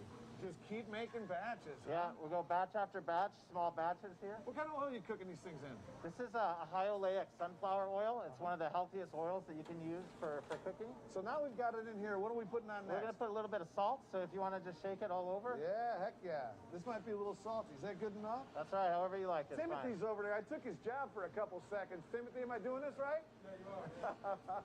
All right, I think I got enough of that. Now, I always taste the sweetness of your kettle corn. What else are we putting on there? Is this where you put the flavors in? This is where we would do other types of seasonings, but this corn in particular, it's not a kettle corn, so it doesn't have the sugar on it, because we're going to put that on later when we put it into our caramelizer over here. Oh, okay, well, show me the caramelizer. Yeah, so Timothy, back to work. Come on, this stuff's not going to pop by itself. There you go, buddy. Thanks for letting me get in there. So where's the caramelizer? This is our caramelizer here, so the popcorn that you were just popping goes into these bins. And I'm not sure where we're at right now. Well, we're pretty close, so it's all the caramel's cooking in here. Yeah. And probably in a minute or two, we're gonna throw this into here, and it's gonna coat all around the popcorn, and then we'll dump it out here to cool. What's the other Nacho making over here? So he's making Everybody's named Nacho. our candy cane kettle corn. So this is one of our holiday flavors that you can find at AJ's, and it's got ground up real candy canes that we're putting over our regular kettle corn. So candy cane popcorn. Yes. What? Now, holy cow! Did you and your brother Aaron come up with this? Yeah, a couple years ago. So he's just trying to experiment, try to come up with something new and something that's going to excite our fans. Very cool. Hey, we're going to tell you about all the flavors that they have, you guys. They've got, what, almost a dozen. They have seasonal ones. We're also going to tell you where you can find it, and it's a great gift idea if you want. But they've got the factory going. I feel like I'm in Willy Wonka's. Look at this. How good does it smell in there, Tom? It's got to smell so good. Is there anything better than like that kettle corn smell? Coming out fresh right now. Troy, I think they're going to start selling bags of air just from in here because it smells amazing. I can't imagine. Look at that. Oh, it's just like it's a little wet, right? Oh, it's so good. Tom joining us for 3 minutes of magic to close out the show at Kettle Heroes. Take it away, Tom. Yeah, Troy, this is a really cool place. We're in Tempe, right across the street from IKEA. So if you go online and you look up Kettle Heroes, you're not going to have a problem finding it. Of course, I'm with Rudy, who's one of the co-owners, Sinekin, right? Yes. Yeah, Rudy, tell everybody your story. You actually started in a food truck. Yep. Yeah, 2013, we had a food truck. We were operating all around the valley at farmers markets and the Cardinals home games. Yeah. And got found by the Bashas family at Gilbert Market one day. And how about that, the Gilbert's Farmers Market? Yeah. Yeah, very cool. So when you walk in the store, you guys, I love the fact they have this brick and mortar, which they've only had for a couple of years, but I'm always so happy when I meet a company that comes out of a truck and gets brick and mortar. This corn that we're looking at here is all made in back fresh. Like when you come in to get it, it's coming right off the assembly line. Yep, yeah, you can see our factory through the window here. We're making it fresh every day, and you're welcome to come in and grab some bags. That's fantastic. Now, you also have your lemonade that you make, and have ice cold brew too, but really what we're here for, Rudy, It's Christmas time. Let's give away some gifts. These are beautiful. You can actually make them custom as well. What kind of flavors are we talking about? Sea salted caramel corn, aged white cheddar, cinnamon sugar churros, kettle corn. Those are some of the most popular during the holidays. Hatch green chili cheddar. Now, one thing I noticed is right here. Now, tell everybody how Kettle Heroes helps out a lot of little groups that need help. Yeah, we're about trying to help everyday causes, and Pat Tillman Foundation is near and dear to our heart because my brother went to ASU when Pat Tillman was there. Yeah. But we also help PCH, BCRF, and a lot of different schools out there as well to help raise money for their cause. That's really cool, and the Tillman Foundation is a good one. I actually had him ask. I asked Pat Tillman to talk to my son's football team when he was in 8th grade, and Pat came over and spoke to the team. Yeah, that's amazing. Great guy, great guy. Remember his advice to all the kids was, at the end, he just wrapped it up by saying, "Hey, listen, just be a good guy. Just be a good guy." That's what we try to do here. Yeah, so. and you are, Rudy. Hey, come on in here. Let me show you this. He knew I was coming, so he put together one. You can get them custom for your company. Look, he made a Chicago one for me. This the sea salted caramel corn, which I'm just going to groove on. But if you're having you want to send these out to your employees, there you go. You can make them custom like this too. Tell everybody your website so they can order something, Rudy, if they're interested. Yeah, it's kettleheroes.com, and you're welcome to buy everything online. And we really appreciate your support during this holiday season. Yeah, Rudy, nice to meet you, man. Congratulations on your brick and mortar. I'm so happy for you. Such a great spot, you guys. What's your favorite flavor, you guys? We're going to send some back to the station. Oh, man. I like that. What'd you say? Truffle. Savory, like of course it was weird. cheddar. I like the caramel. Thanks, Tom. Yeah, white cheddar's a good one, too. Yeah, absolutely. Caramel. I think they did a nice job, too. That's neat that they can print up the little custom bags. That'd be something nice to hang out at or hand out at your holiday party. Dr. Mike Sirigliano joining us from Penn Medicine today. Thank you for joining us, Doc. Always a pleasure, Paul. As we start the new week, let's start with where we are in this pandemic. We're near 200,000 new cases a day in the U.S. Officials are blaming cold weather and some of our behavior. We've got 101,000 patients hospitalized at the moment. Where do you think we are and where do you think we're going? Well, I think we're in a really, really bad place right now, and I think it's going to get worse. We had Thanksgiving, and I think you're going to start to see some of the ramifications of that, if not already. We're overwhelming healthcare systems, and as many experts have stated, it's probably due to the fact that the winter is forcing people in because of cold weather. That always increases the risk of spread because of close proximity. And secondly, people just still don't get it. They don't wear masks. They get together for parties, socialization, and it's really problematic. And I think it's going to be a very, very difficult next couple of months, unfortunately. One thing we haven't seen yet is a spike in flu cases. I know a lot of people, try to find similarities between these two things, but they're very different. And we have actually, been not had many flu cases yet. Isn't that right? Well, we saw this in the Southern Hemisphere because their flu season predates ours. And there was a decrease, a significant decrease in the numbers. And that's due to people going through a pandemic. And even though we are not doing a very good job at it, we're doing an okay job in terms of wearing masks, socially distancing, hand sanitizing. So that all brings down the level of flu cases. So yes, it's not unexpected that we're going to see fewer cases. That's good news because we don't want to have a twin-demic. That's where we have significant flu cases as well as significant COVID-19 cases. That makes my job even that more difficult. So we've got to stay the course and do all of the right things and do a better job at making sure that we wear masks and limit our gatherings, especially as the holidays are coming. Speaking of overseas, it sounds like Britain is going to start distributing their vaccinations tomorrow. It sounds like we're 10 days away from the FDA decision on emergency use authorization for the Pfizer and Moderna vaccines. Talk a little bit about where we are in the vaccine process. Well, I believe that we have taken the stance that we want to be very, very careful. We want to look at the data very carefully, and I applaud that.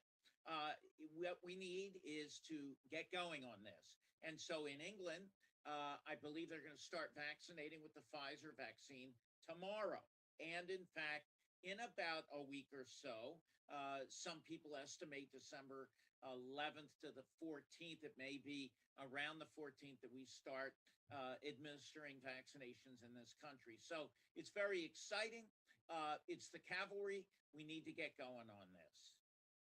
It sounds like the initial vaccine distribution might be a little less than what the government first projected. Do you think they're running into supply chain issues? Is it the cold storage? Do you have any insight on why that might be?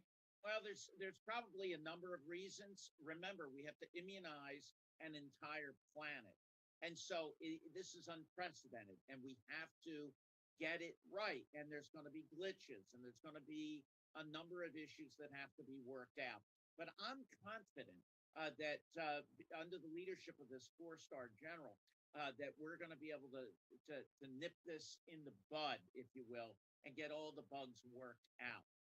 Remember that for the vast majority of us, myself included, it's going to be some time before we get a vaccination.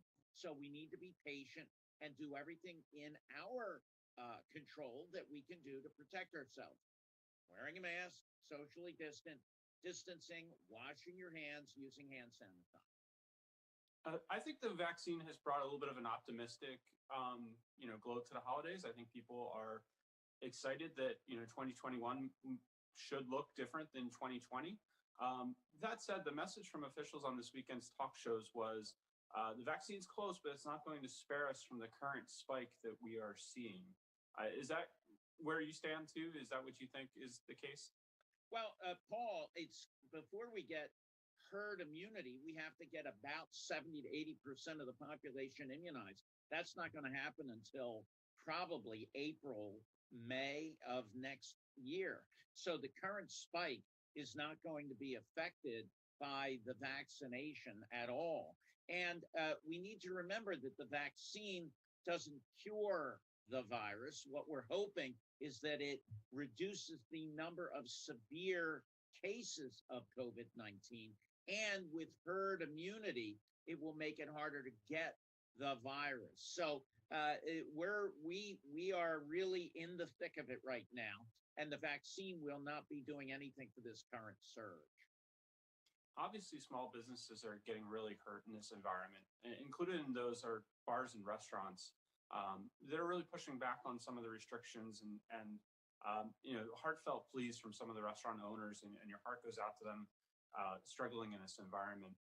Can you talk a little bit about why dining establishments are different than all the places we gather to shop and some of the other things?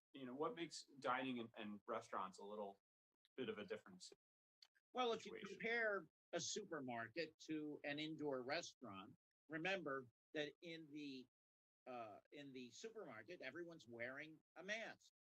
When you eat, you have to take the mask off, and you are generally sitting at a table with either your pod, that's your family, or friends. And so that's the problem. The problem is that you have to take your mask off to eat. And then you have spread of the virus through aerosolization.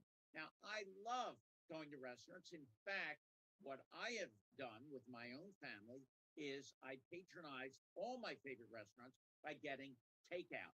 And I tip them as if I had eaten there. And so I'm doing everything I can to support my beloved restaurants that I go to all the time. And that's one way to support them. The issue is it safe to go into a closed space? And my concern is right now, no. Even a tent that has the sides down and maybe some kind of ventilation system still makes me a bit nervous. That's why, unfortunately, restaurants and exercise areas are a bit of a sticky wicket. If you're at a gym, at an exercise facility, gotta wear a mask. You have to do it. Yeah, hopefully everyone can find a way. I know it's challenging times, but to support those businesses because they really are struggling. Can we have your daily tips for staying safe in this pandemic? Paul, we need to wear a mask. We need to socially distance. You need to avoid the big temptation of getting together with family and friends.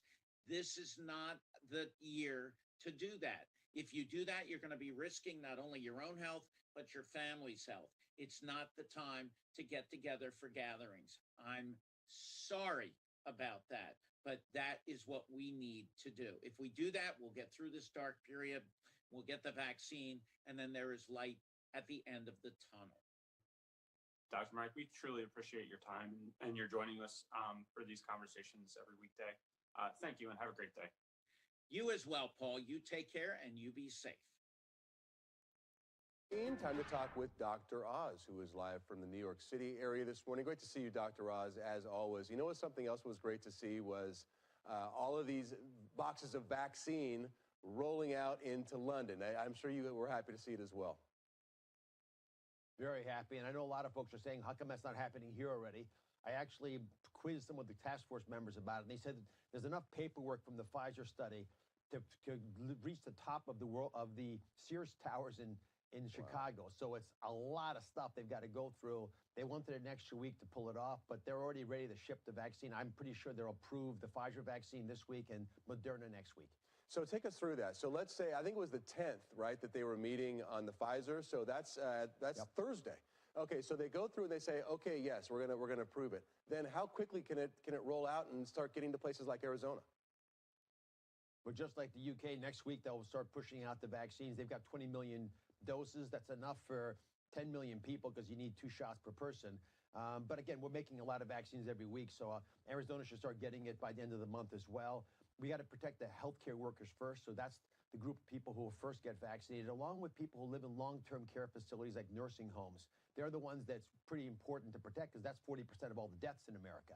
You take care of those folks and you've dramatically blunted the impact of this pandemic. After them, we start to phase into different groups like people who are older, more than 65 with chronic illnesses like obesity, diabetes, and hypertension, then to essential workers in phase 2. That includes, by the way, teachers, as well as police officers, firefighters, people who don't have a choice when they run into a situation to put masks on and make sure everyone around them is masked.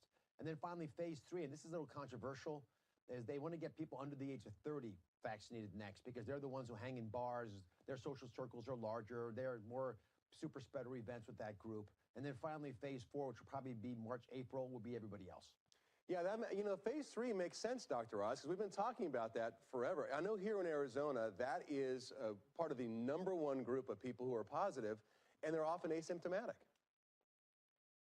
It is a group that tends to spread the virus, but it's a group that doesn't tend to pay a price for getting the virus. So the other argument is vaccinate the people who have complications if they do get the infection. So start going after the 50 and 60-year-old people first, so that if their kids infect them, at least there's less of a problem. What do you do? What are you going to do with kids? Because right now we don't have a vaccine approved for kids under the age of 18, so none of them are going to get vaccinated for a while, and we still have that spreader risk. That's why teachers are in that early group. But, if you're going to assume that kids are going to spread it to each other, but you're going to tolerate it, why wouldn't you extend that to age 30? Because they're a low-risk population as well, and focus on people who are actually at risk themselves. So Moderna here is going to go start testing the vaccine on children. They haven't been doing this, Dr. Oz? I thought they would have been, 12 to 17. Well, Pfizer started in October to test kids, teenagers really. Moderna is just starting now. They're always a couple weeks behind Pfizer. It's not as big a company, and it just takes a little longer for them to get to some of these issues. But kids, they're hard to enroll in trials. Parents don't want their kids in trials. The kids don't have a say oftentimes in whether they even hear about a trial. But we've got to figure it out. And now that we know that it's safe for adults, at least short term, it's come to the right moment to start testing teenagers. But which parent's going to let their 6-year-old get vaccinated when we know 6-year-olds don't really have a problem with this virus? It's going to be a difficult challenge. Even if you were able to prove that it's effective for younger children, I doubt that most people will let their children be vaccinated yet anyway. So that we're going to run into some issues with the young people. There's still going to be moments when we have super spreader moments with children, even if the adults are protected. So I had lunch on Friday with a woman who's married to a judge here in town. They're a couple friends of ours. We've known them forever. And they both took part in this long-term study, and they both got the vaccine. Her husband got mild aches and pains and a low-grade fever, very low-grade fever, and nothing happened to her at all. And so she said it was 1/3 to 2/3. 1/3 got the did not get the vaccine, the real vaccine. I'm trying to think what that, I'm spacing on that word right now. And then the placebo. And then 2/3 got the actual vaccine. And she's thinking her husband got the actual vaccine, but had very minor reaction to it. Well, I've had a bunch of people on the show who believe they actually got the vaccine because they got antibodies afterwards. And they had the same kind of experience. The first shot gives you a little soreness in the muscle. The second shot, which is sort of the booster, you'll have 6 hours of fever, fatigue, mild symptoms, and then you're done.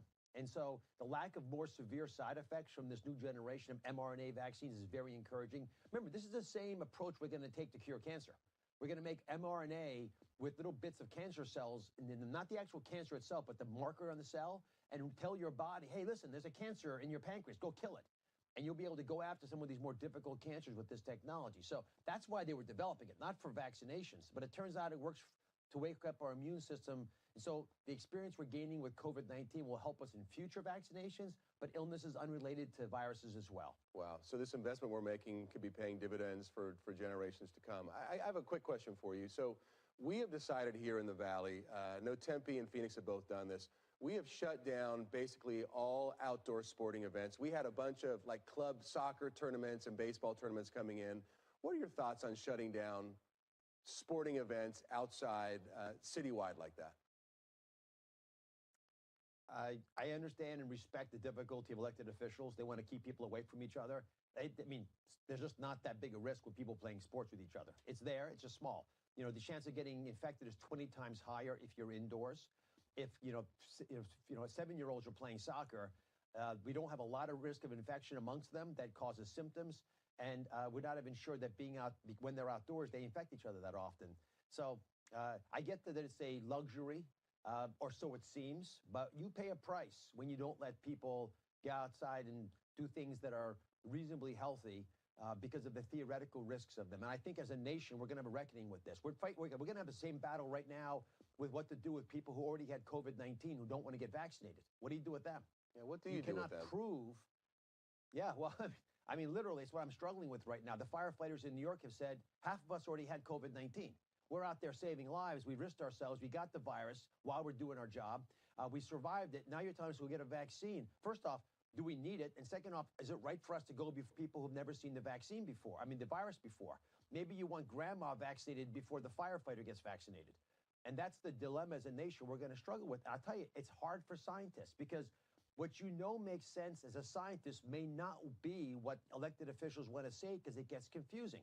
You start to message things you didn't mean to message, like you're eternally safe if you've had the virus. That's not the case. We don't know what happens long-term with people who've had COVID-19. But we're pretty sure from not just this virus, but historical management of all viruses, that you're at lower risk of having a problem. Not zero risk, just lower risk. Right, because now that's something I think you're covering this week on your show, right, is the immunity can be longer lasting, right? I mean, you could be protected for longer than we thought. For a while, people were saying, oh, it might be a month or 2 months, but it could be much longer. Well, La Jolla just published data on people who had COVID-19, and they show what everyone should have been expecting, which is, guess what? COVID-19 as a virus behaves like other viruses. So if I just looked at a path of what happens in your body if you get chicken pox, right? We have a lot of experience with chicken pox. You get this immediate surge of antibodies. You beat the virus back. Your immune system turns off. You see that green line? You start to drop off your antibody levels. And that little gap there is a decade later, you get re-exposed to the virus, and you rapidly rebuild antibodies because your B cells and T cells, which are your memory cells, remember it. Now, this is an important point, Troy, because you're not supposed to have antibodies all the time. If you did, you'd have autoimmune reactions. You don't want to keep a bunch of rogue fighters hanging around town when there's no virus to battle. You want them to go away, which is what happens.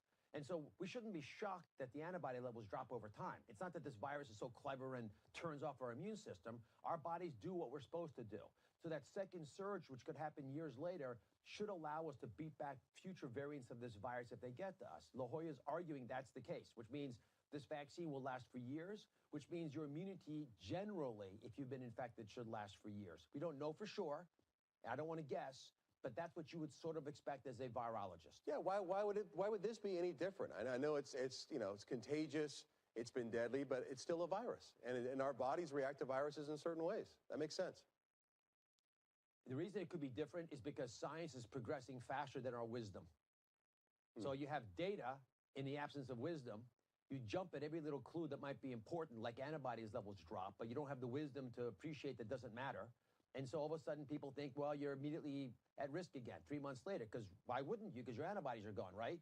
Now that I explained why that's supposed to happen, then you might feel a little more comfortable about it. That's, by the way, at most of the other viruses you have, like chickenpox, that's what actually happened.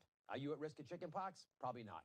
Right. Dr. Oz, great stuff as always. Dr. Oz, 1 p.m. every day right here on Fox and every weekday. Always great talking with you. We'll see you next week. Have a great week, Dr. Oz, and we'll be right back. Community spread is tremendous right now, and I think it's going to get worse with the holiday. Beaumont Hospital worried about what could happen to already rising COVID-19 hospitalizations. I've been telling everybody to stay away from their families. Dr. Matthew Sims, who makes a career of studying infectious disease, says they're not seeing spring-sized hospitalizations, but are up to about 600 people admitted with COVID, compared to 200 just a few weeks ago. It's more contagious than the flu. It's not something like just the flu. And it's more deadly than the flu. The doc still hears what he calls misconceptions about the virus. It's not a hoax, okay? There are people who are dying from it who still believe it's a hoax. I'm watching people die from it all the time, and it's sad.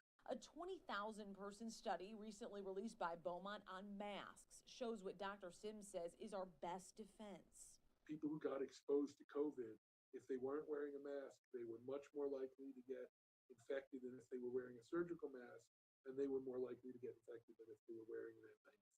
As the world anxiously awaits a vaccine, caution from the medical community. Distribution will be monumental, and not everyone will want one. Vaccines probably will help, but they're not going to solve this right away. Short-term goals for local hospitals: protect healthcare workers to stay healthy enough for whatever happens in the coming weeks. We have a whole lot of very heroic people working and trying to save a lot of lives right now. Other area hospitals with numbers to report: Henry Ford Health System treating 345 patients with COVID-19, slightly up from last week. Over at McLaren, they're of course treating COVID patients, but say their numbers are not what they were in the spring. In Royal Oak, Jessica Dupnack, Fox 2 News. Influenza A and B, the traditional flu that we're used to every year, is not going anywhere. And nor is COVID, at least for the next few months. That's what makes Orchard Labs in West Bloomfield so special. They worked to come up with a test that combines 2 strains of the flu and a COVID test, all in one swab. If you're symptomatic and they're not sure whether it's a COVID symptom or a flu symptom, it gives a physician or a clinician a very good tool to quickly identify where the patient is in the sickness. Faisal Ahmed and his brother Sammy worked for over a month to get this going. The 2-in-1 test just launched. I think it's very unique. I believe we are the first commercial lab to launch this kind of test. We're working with another company, Thermo Fisher, that developed some of the chemistry, and we validated it for clinical use here in Michigan. Every time you get ill, right now, automatically you assume that it's COVID. And it's not the case always. So we thought it was very important to be able to run a test that can, at the same time, give an option to test for all 3 assays at the same time. Orchard Labs plans to have 4,000 COVID flu tests ready to go in the next couple of weeks. They hope to ramp that up to 8,000 to 10,000 tests by the end of the month. We've got, urgent cares, physician offices all over Michigan, from all the way up to the UP, as down south as Monroe. Best way is if they contact us at the laboratory, we can direct them to different facilities we work with that are convenient to the patients. If you're looking for a doctor or a clinic near you that's actually doing these tests, just go to this website. It's orchard-labs.com. This is what is needed. I mean, we can do all the things that we keep talking about, social distancing, wearing the mask, and try to figure out, do we shut down, not shut down the economy? But the only thing that's really going to get rid of this is either time or obviously coming up, with vaccines. Macomb County Executive Mark Hackle emphasizing what we've been hearing for months. A vaccine could make serious inroads in flattening the COVID-19 curve. So his county is getting ready to store a new Pfizer vaccine the company says was found to be 90% effective against COVID-19, with more than 43,000 people being tested around the world. Everybody's really anticipating this vaccine. They're waiting for it. It's going to be interesting to see how many people, raise their hand and say, I want it. Several municipalities are realizing they have to think ahead since the vaccine must be stored at temperatures of minus 70 degrees Celsius or below. Health departments are having to get their hands on specialized freezers. Hackle says Macomb County has ordered 2 ultra-cold freezers using federal money, and an additional freezer is coming from the state. We're going to be well ahead of schedule for when the vaccine comes our way, and we're going to be storing it and possibly for other maybe neighboring counties as well. In Oakland County several weeks ago, the Director of Emergency Management and Homeland Security says the county put in an order for 10 commercial-grade freezers to be used to store the vaccine, each costing about $14,000 apiece. The price covered by federal CARES Act funding, each unit about 40 cubic feet. The vaccine is going to be distributed parts at a time. There's not enough for the entire population. So you have to have a place to store it before the federal government is going to even look at distributing the vaccine. And that's why they want the freezers in place. Officials say the vaccine is expected to become available sometime in December. Wayne County has yet to purchase freezers, but wrote us this about their plans. The distribution of the vaccines will follow CDC guidelines and directives from the state of Michigan, which have detailed plans and protocols for prioritizing distribution of frontline health workers, first responders, and vulnerable populations. Details of those plans will be outlined closer to the vaccine release date once it is established. The state health department tells Fox 2 there are already 50 ultra-cold freezers here in Michigan, and they purchased an additional 9. Their plan is to distribute those throughout the state. Now, in terms of distributing the actual vaccine, they say much of their policy will really depend on how much vaccine is made available, and those details right now are still being finalized. Hillary Golston, Fox 2 News. If anybody ever has a concern about our drinking water, it is safe. There's no way it's getting in the drinking water system. That's not going to happen. That is good to know. Now digging a little deeper into the wastewater sewer system where traces of COVID-19 are found in solid waste. It could hold some promising predictors about future outbreaks. This is the kind of thing that the science can take us to nowadays that, decades past, we wouldn't have been able to do. Jim Nash is in charge of all things water and waste in Oakland County. They're piloting a program along with other jurisdictions in the state to sample for evidence tracers of COVID-19. Right now, they're focusing on Pontiac's system. We can do sampling in these sites on a repeated basis, once a day, every 2 hours, that kind of thing. And then we can report back if there's levels that are detectable in the first place, and then if they're going up or down. It's early on, but the goal is to use that information to alert health departments of trends in an area's population. This way, we can predict outbreaks of the disease often before even symptoms are read. According to the CDC, there are no known cases of COVID-19 transmission by feces. Spreading it that way is not an issue. You're not doing that when you're doing that. If Nash and all the partners involved can tackle this project, solids samplings could be used as a predictor for all kinds of illnesses. Collaboration among our different entities is how we solve things. Jessica Dupnack, Fox 2 News. The next time you flush the toilet, you may be contributing to pivotal research on COVID-19 detection. We were the first people to do the research to detect COVID-19 in wastewater. It's all thanks to an expansion of a project on virus detection in raw sewage that started between the city of Detroit and Michigan State University 3 years ago. We found all sorts of viruses in the community 2017-18. Like hepatitis, there was a hepatitis outbreak. Fast forward to 2020, the project started focusing on the COVID-19 outbreak using funding from the Great Lakes Water Authority. Everybody poops, everybody pees. You do those actions, you're shedding the viruses or whatever is in you out into the wastewater system. Research shows the presence of coronavirus in untreated sewage several weeks before an outbreak is reported by officials at local and county health departments. But if this information can be obtained early, local and county officials can act quicker to prevent spread. We are providing the fundamental data that they can then use to respond. Target neighborhoods and also zip codes where COVID is trending upward, and provide some sort of intervention. This tool is going to be extremely helpful. Like initiating contact tracing methods earlier. Part of the project is to focus on key zip codes in Oakland, Macomb, and Wayne counties. The zip codes chosen in Wayne County have had the highest infection rates since the COVID outbreak began. It's very critical now with COVID-19, having a way to predict exactly when viral outbreaks may occur or where they may occur. But some critics argue if efforts are underway for a vaccine distribution, is it necessary to analyze fecal matter? So there's a lot of suspicion around it. So if people are not going to be vaccinated, then this data is still important because it still allows us to predict where we will have an issue. COVID-19 is not over. We know that it's still here amongst the city of Detroit. And so this partnership is going to be extremely beneficial in our defense to this battle. In Detroit, Ingrid Kelly, Fox 2 News.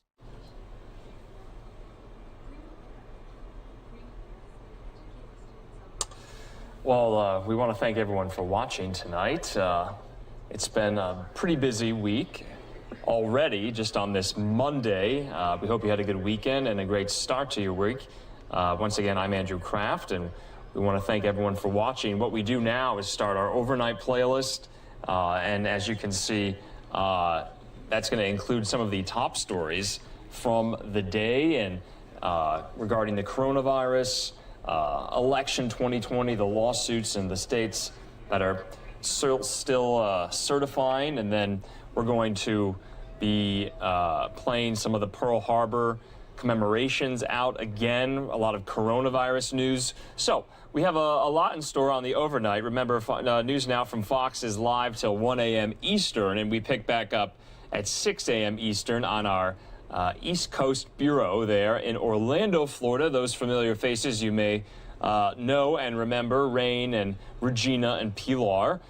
So anyway, we're going to start that playlist right now, and we hope you have a good night. I'm Andrew Kraft. We'll see you back here tomorrow on News Now from Fox, where everything is live, raw, and unfiltered. Our nation's highest civilian honor, the Presidential Medal of Freedom, to one of the greatest wrestlers in American history, Iowa legend Dan Gable. He has been an incredible inspiration to so many people. We're joined today by Dan's wonderful wife, Kathy, and their incredible and large family, including 13 grandchildren. Thank you very much. Thank you, Kathy, very much. It's a great honor for us, too. Thank you for being here. We're also joined by Iowa Senators Chuck Grassley. Where's Chuck? Chuck, congratulations on everything, Chuck. And Joni Ernst, who just had a big victory. Thank you, Joni. What a job. What a job. They had you down a couple of points and you won by a lot. So, you know, it's one of those things that you should be very proud of yourself. You campaigned hard, and that was a tremendous victory. Thank you very much.